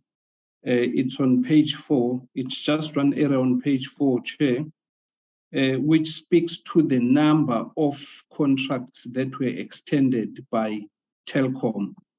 In this paragraph, Chair, you will see that we are saying the last sentence, all 4 IFT companies are still active in providing services on the commodity contract and have also consented to their contracts being renewed for a further period ending February 2023. This was confirmed to the committee in writing by Telkom OpenServe. Chair, I've had an engagement with Evelyn with regards to this matter, and she has stated explicitly that no, she declined to continue. I hope I'm putting this correctly. She declined to continue until the end of February 2023. So I thought, Chair, if we adopt this report now, it will be important for the members to note that we also need to make or to include that point to say out of the 4 IFT companies, only 3 decided to continue with the contracts until the end of February 2023. But Usundan or Miss Evelyn Smith decided no, she won't be able to continue until 2023. Chair, then if you look at the observations and the recommendations, it's on page, the observations are on page 18. The first one being the committee notes that parties could not find common ground on several issues stemming from the revised contract. This is the revised contract of 2017. Equally, it is observed that there are areas where parties registered progress, including the extension of the contract to 2023. The committee is mindful that facilitating disputes between big and small businesses is part of its broader mandate. It is inevitable. The committee noted from the beginning that owing to its limited powers, it may not be feasible to achieve all the predetermined outcomes due to the complexity of the issues. Throughout its engagement with Telkom OpenServe and IFT companies, the committee noted that fundamental intents of the ESD were completely omitted in Telkom OpenServe's approach to IFT companies. Telkom OpenServe treated IFT companies like any other big business. The developmental approach is missing. It remains unclear to the committee how or the nature of support Telkom OpenServe provides to its subcontractors, particularly IFTs. The committee notes that during the 5th Parliament, the telecom sector was engaged extensively owing to the growing number of complaints that the committee had received at the time. There had also been complaints leveled against Telkom. A sizable number of small enterprises have over time resolved to approach Parliament to intervene in various commercial disputes. The effort by the former member of the committee, Honorable Toby Chance, that of introducing the Small Enterprise Ombud Service Bill, is noted by the committee. The Private Members Bill had been introduced in the National Assembly as a Section 75 and was published in the Government Gazette number 41623 of 10 May 2018. Furthermore, as the committee remarked in its recent budget review and recommendations report, that in light of a variety of challenges bedeviling the sector, a segmented approach to the bill should be given priority. The Department of Small Business Development's failure to refer the National Small Enterprise Amendment Bill to Parliament, as pledged in its consecutive annual performance plan since 2015, should not be accepted nor used as an excuse. The small business sector is vulnerable and prone to big business manipulation. The committee must explore alternative options to caution the sector. Then, Chair, if we look at the recommendations, the first one was, having noted the growth in the number of grievances, disputes, and one petition, I'm referring to this petition that we are currently dealing with, and one petition referred to the committee since in its inauguration. The committee supports the fifth Parliament recommendation that the Small Enterprise Commission or Ombudsman created through an Act of Parliament must be fast-tracked. As envisaged during the fifth Parliament, when sessions between big and small businesses were held to ascertain the extent of corporate bullying and victimization of small businesses, the committee should consider the committee bill. The process may include synthesizing the small enterprise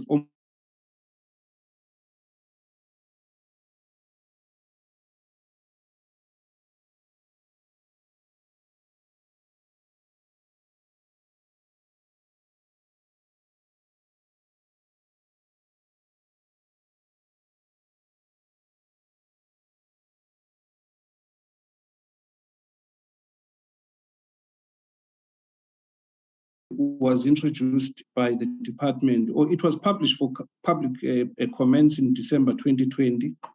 Then it died down. We never had, there was never any progress that was registered in as far as referring it to Parliament is concerned. So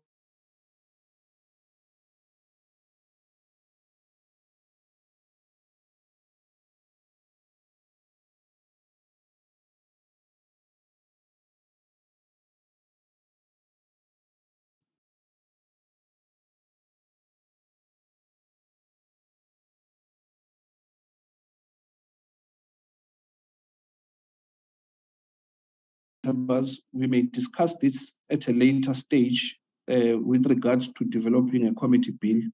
We can discuss this later. But the recommendation, I think, honorable members, it's within your right to decide if we go this route, or the department is invited when the minister would be in attendance to brief members of the committee if the possibility of separating all the issues that the department seeks to address in the review of the National Small Enterprise Amendment Bill is concerned.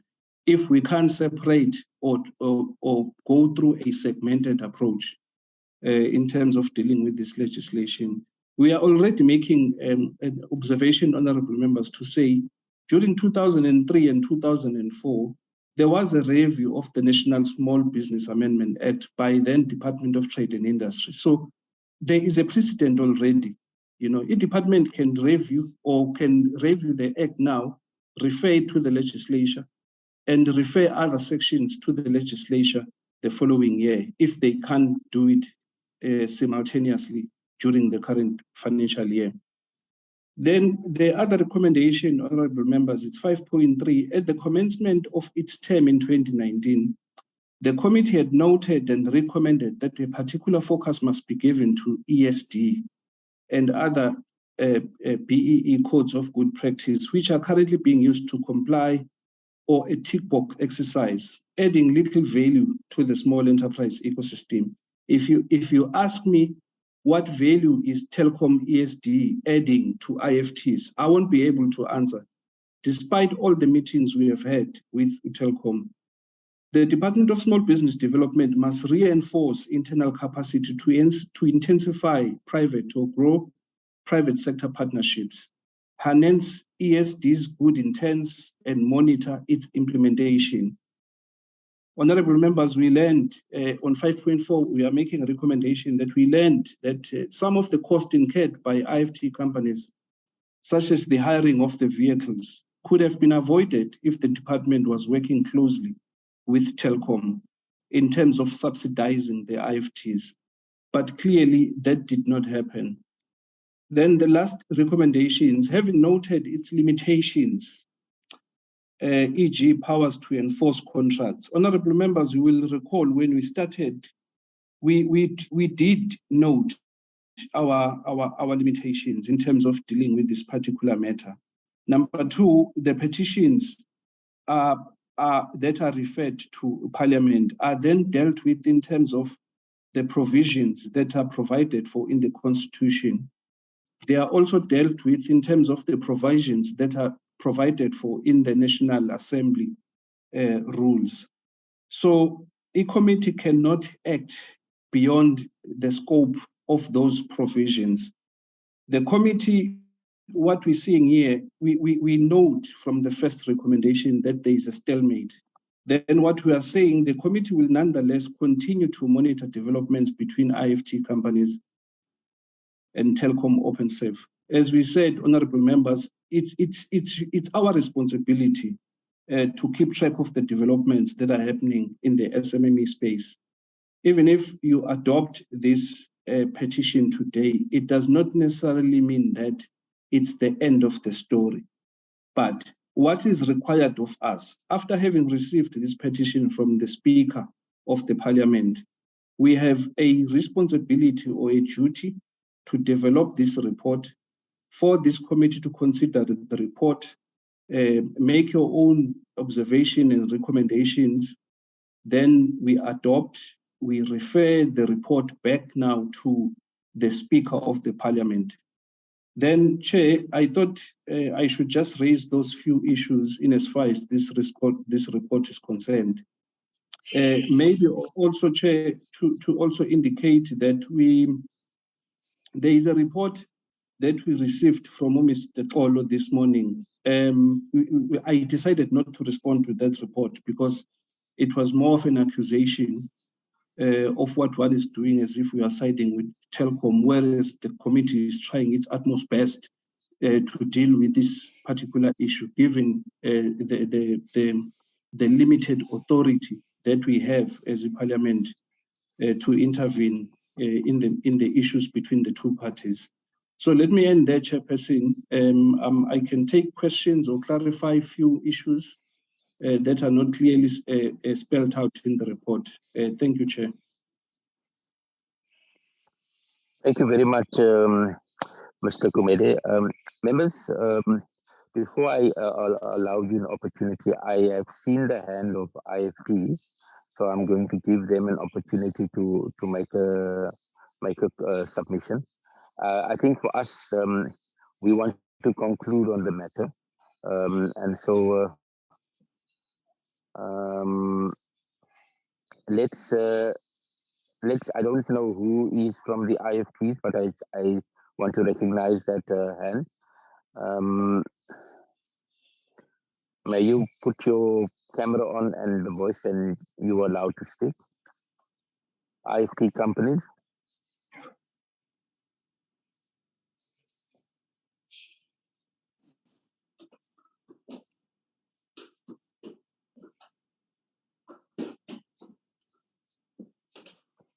Okay. I also then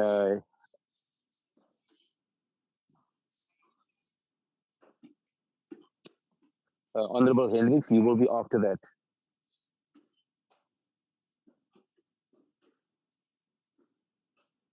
Your sound is off.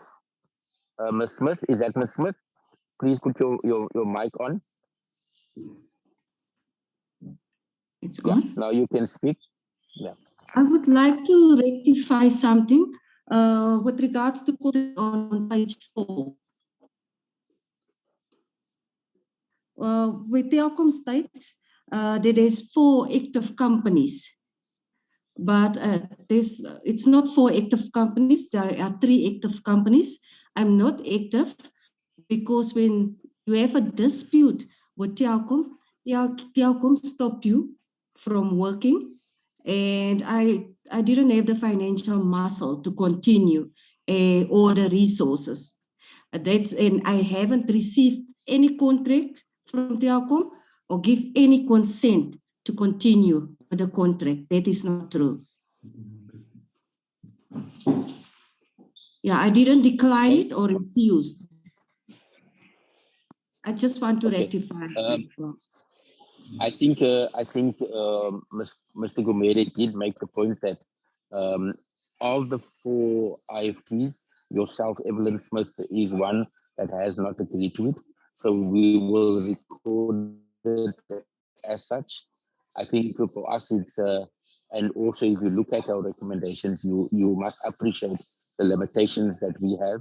And if you listen to our submission, this is what we're going to do. I think we still feel that Telkom is unfair, and you still reserve your rights.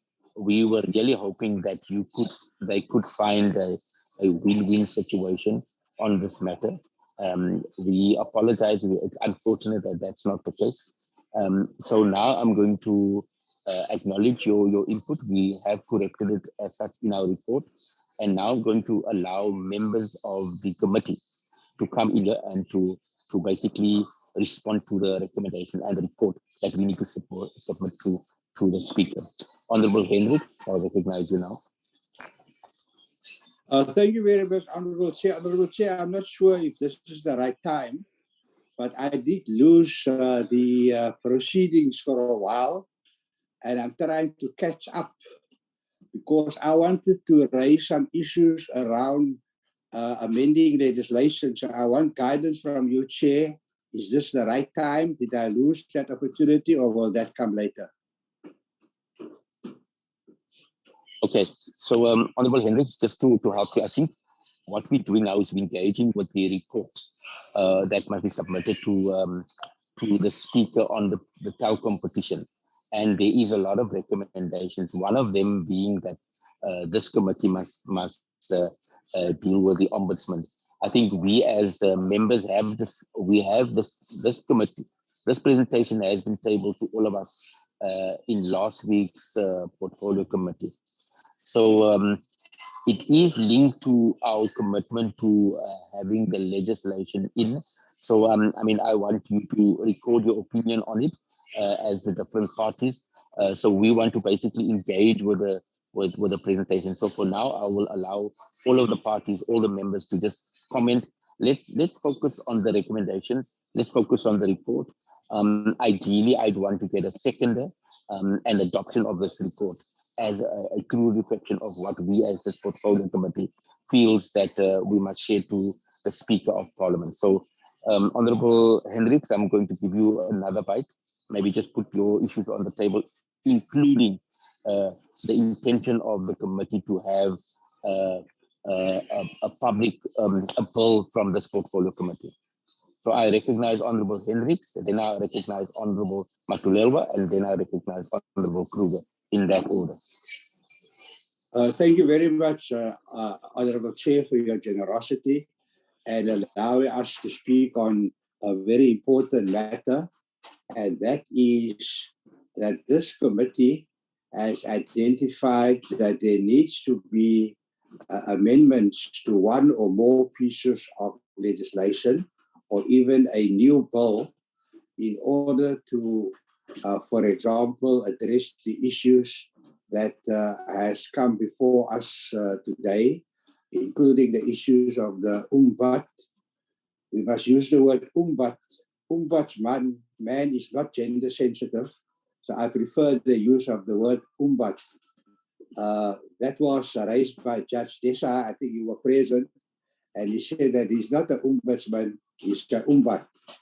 So, Honorable Chair, look, Al-Jamaa is very passionate to put before this committee its proposal that we replace the permit with a registration certificate to enable roadside workers to trade and to help the poorest of the poor and indigent to become involved in the economic activities of the country.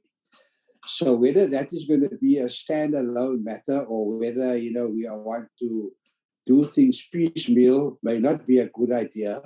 The committee may as well look at all the issues that has come before it and its predecessors and come up with a piece of legislation or pieces of legislation.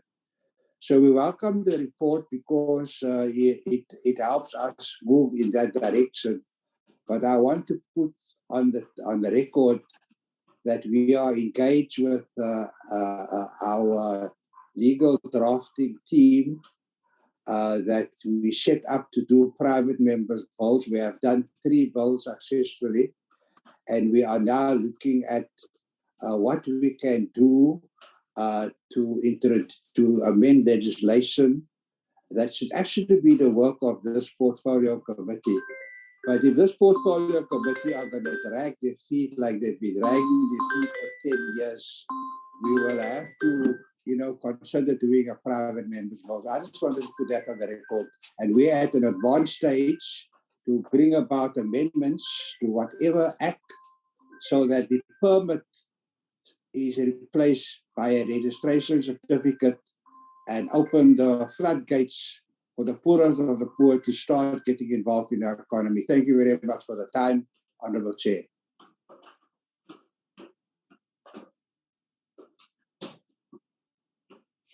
Thank you, Honourable Hendricks. Honourable Matulelwa.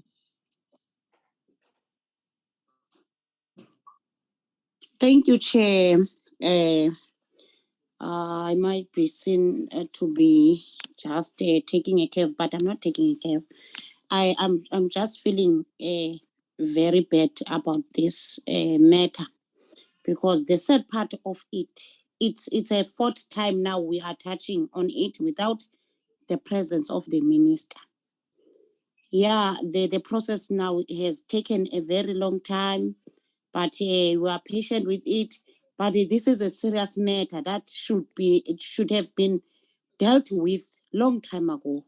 More especially that we are dealing with an incident that happened under the same minister that is presiding over this department. It was the minister. I believe that if she was the minister of the communications there, it must be very simple to deal with the matter like this, because she might know some of the details. But I just wanted to say that we wish that this process must be taken to consideration and ikhawuleziseke kangangoko.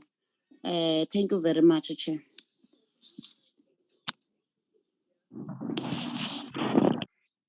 Honourable Kruger. Thank you, Chair. I just want to put it on record that being part of this committee since the beginning, we didn't drag feet. We did a lot of things, especially in the 5th Parliament. So I just want to put it that on record. Point number 2, Chair, I would like to propose that that the report is in order, although we mustn't let one stone untouched to try to solve it. And again, and I'm sounding now like a broken record, but there is this strategy of small business talking about transversal agreements in MOUs, and surely the department. And there's a lot of bullying going in the communication sector, and surely the department must use that methods and that agreements to solve this type of problems. But I want to, as sponsor of the petition, I want to thank the committee for their hard work and making work of it and be very serious about it. And I feel very proud of the fact that this committee, or that a committee like this, choose to take the part of the small business and not just follow big business as usual. So thank you, Chair, and I propose that we accept a report like this with the amendments, of course, of Mevrouw Smith, and then and also I think we must just note that this is not the end of it, we will still try to get Mevrouw Smith and their business off the ground and make it 100% fair for them to do business where they what they're supposed to do. Thank you, ma'am. Chairperson. Thank you. So there's a proposal. Can I get a seconder for the adoption of this proposal with all of those amendments, with Mrs. Smith's inputs? I also want us to see maybe we can add Honorable Matulelwa's point about the executive, the minister of responsible for Telkom, also playing a key role of accountability. With all of those inputs, can I get we have a proposal. Can I get a seconder, please?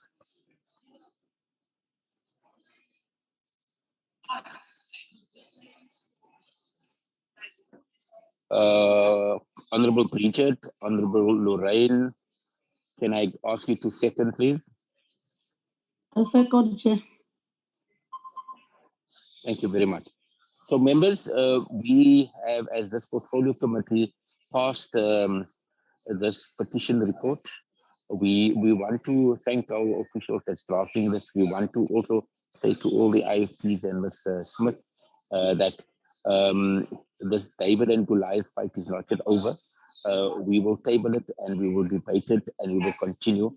And we want to call on the big organizations like Telkom and all the other state-owned enterprise that this is really not acceptable, even though we don't have the jurisdiction or to force them to do this.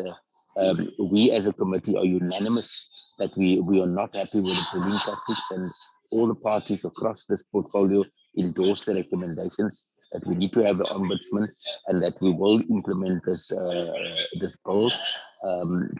I think Honorable Hendrik's point is made that we as a committee will engage, whether it's a private members bill or whether the portfolio committee, we need to see how we can accommodate and find each other.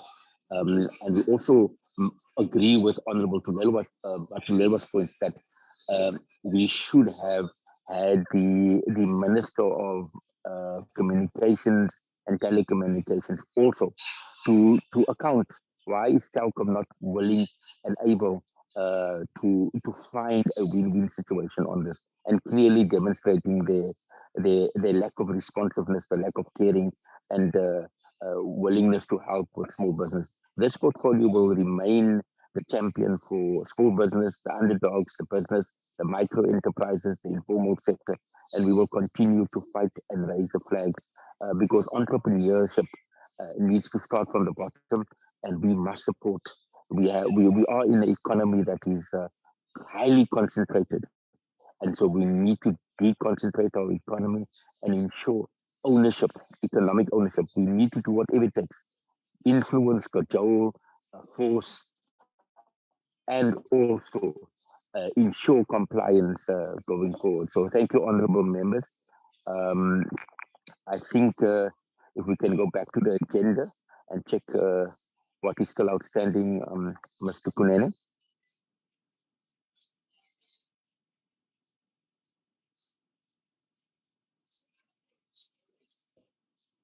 Chair, if you may allow me, while Mr. Kunene is still coming through. Please, Chair, yes, Mr. Gumede. Chair, maybe just to conclude, Chair, on this petition, the level of frustration, Honorable Chairperson, among the sector, it's hitting the roof. This is one area that we identified long time ago that it requires a legislative response. The reason why the private members bill by then member Honorable Chance was vetoed, it was because the department had been given a platform to indicate what are they doing on their part in terms of assisting the small enterprise sector in dealing with, among others, the corporate bullying. There was a promise. I'm happy Miss Elize Hattingh is here because there was a presentation that was done by the department, and there were promises that were made that within a space of 3 months, a portfolio committee will be dealing with e-ombuds. But for some reasons, it never happened. And that was, I think, more than 5 years ago. We are now in year 2022. We're still dealing with one and the same issue. So, Chair, my view is we need an engagement, an urgent engagement with the department where Minister and the Deputy Minister will be in attendance. They need to put it in black and white. When are we getting this bill? Because if we get this from the officials will come through and say one thing, and then come the next financial year, this undertaking is not on the annual plan of the department. So it's an issue, Chairperson, that in my humble point of view, it really needs to be escalated to the executive authority of the department, because it can't be correct, honorable members, that as legislators, we have never dealt with a single bill. It can't be correct. Yet the issues affecting SMMEs, keep going up. You had this morning the issue of non-payment. It's getting worse. And in our view, when we adopted this recommendation during the 5th Parliament, it was precisely to deal with some of those issues of non-payment of service providers on time. So it's getting worse, honorable members. I think the sooner we move, the better, honestly. I thought I should just say that, Honorable Chairperson, in conclusion. Thank you very much. Thank you very much. We concur fully with you, Mr. Gumede. And that must be written also in the recommendations. And this portfolio is supporting 100% your sentiments and the frustrations that you have. Members, we are at the last point. Can we consider the minutes of the 2nd of November? Sorry, apology. Yes? My hand is still up. Chair, if I can just comment something. Please proceed. Chair, yes.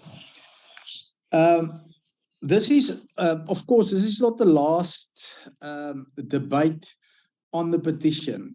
We will still have a chance to debate the report in Parliament, of course. So this is not, it's not just going into a file. It will still be debated in Parliament. That's my first point. And my second point is, Chair, and I hear our content advisor, and I agree 100% with him, but I think this committee already made a decision that we're going to push the Ombudsman Bill or the Ombuds Bill. So there's no need to talk to the minister. There's no need to talk to the deputy minister. We talk now to the bill, and we make sure that the bill is tabled in Parliament, and we make sure that small businesses like Mevrouw Smith and every other small businesses, I can give you a list for, can be helped.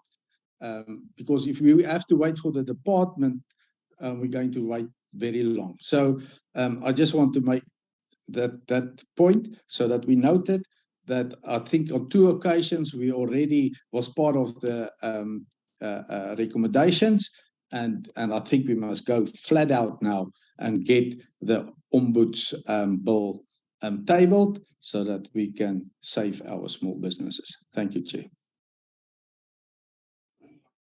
Thank you, Honourable Kruger. While we flag the minutes as the last point, I think we've also agreed that the letter of intention on behalf of our chair must be submitted to the speaker. The letter of intention for this portfolio to do the portfolio bill must also be tabled. I think it is an oversight for this meeting, and we hope that it will be tabled next time around. Members, can I direct you to the minutes in front of you? Mr. Kunene, if you can just go up.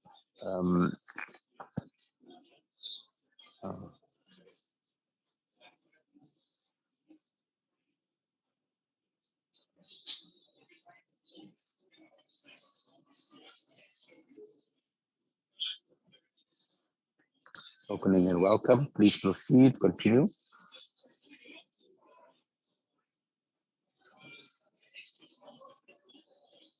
Continue. Briefing by the Pick and Pay Group. tabling and consideration and adoption. Continue.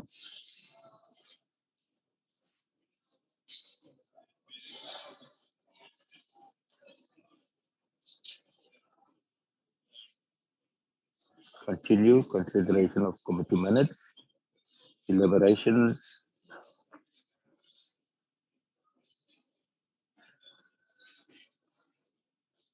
Continue.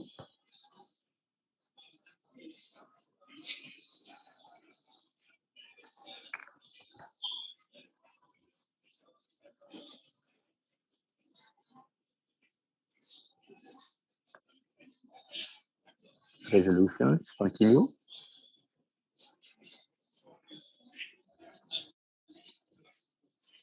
Chairperson's remarks and then closure. Members, here's the minutes of the 2nd of November. Can we get a mover and a seconder for the adoption of this minutes, please?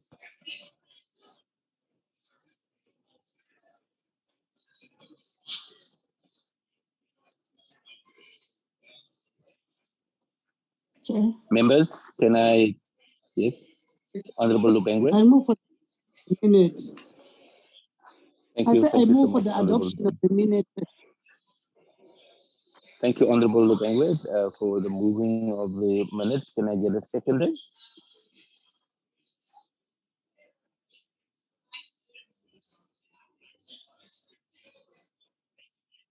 Honorable Kuromilang.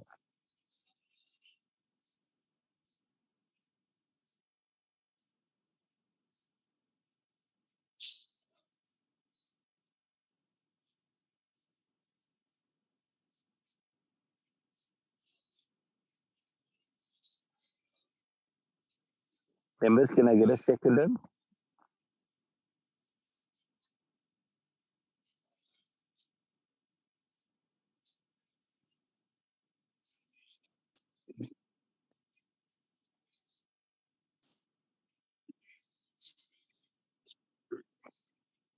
Chair, in Council Tool, it seems like he wants to talk.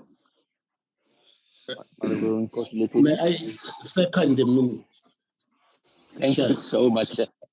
Thank you so much, honorable members. So our minutes have been duly adopted. With that, members, I want to thank all of you for your participation and all the presentations. The meeting stand adjourned, and we will see each other in the house. Thank you, everybody. The meeting is closed. Thank you, Chair.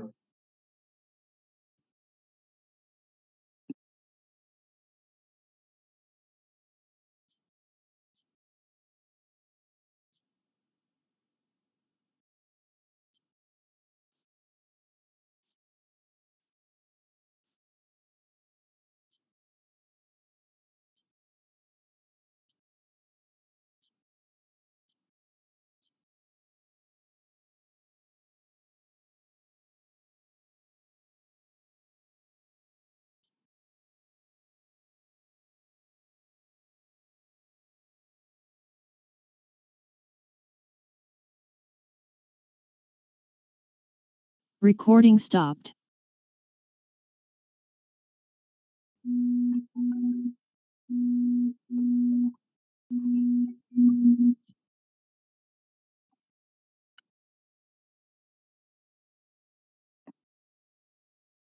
Hello?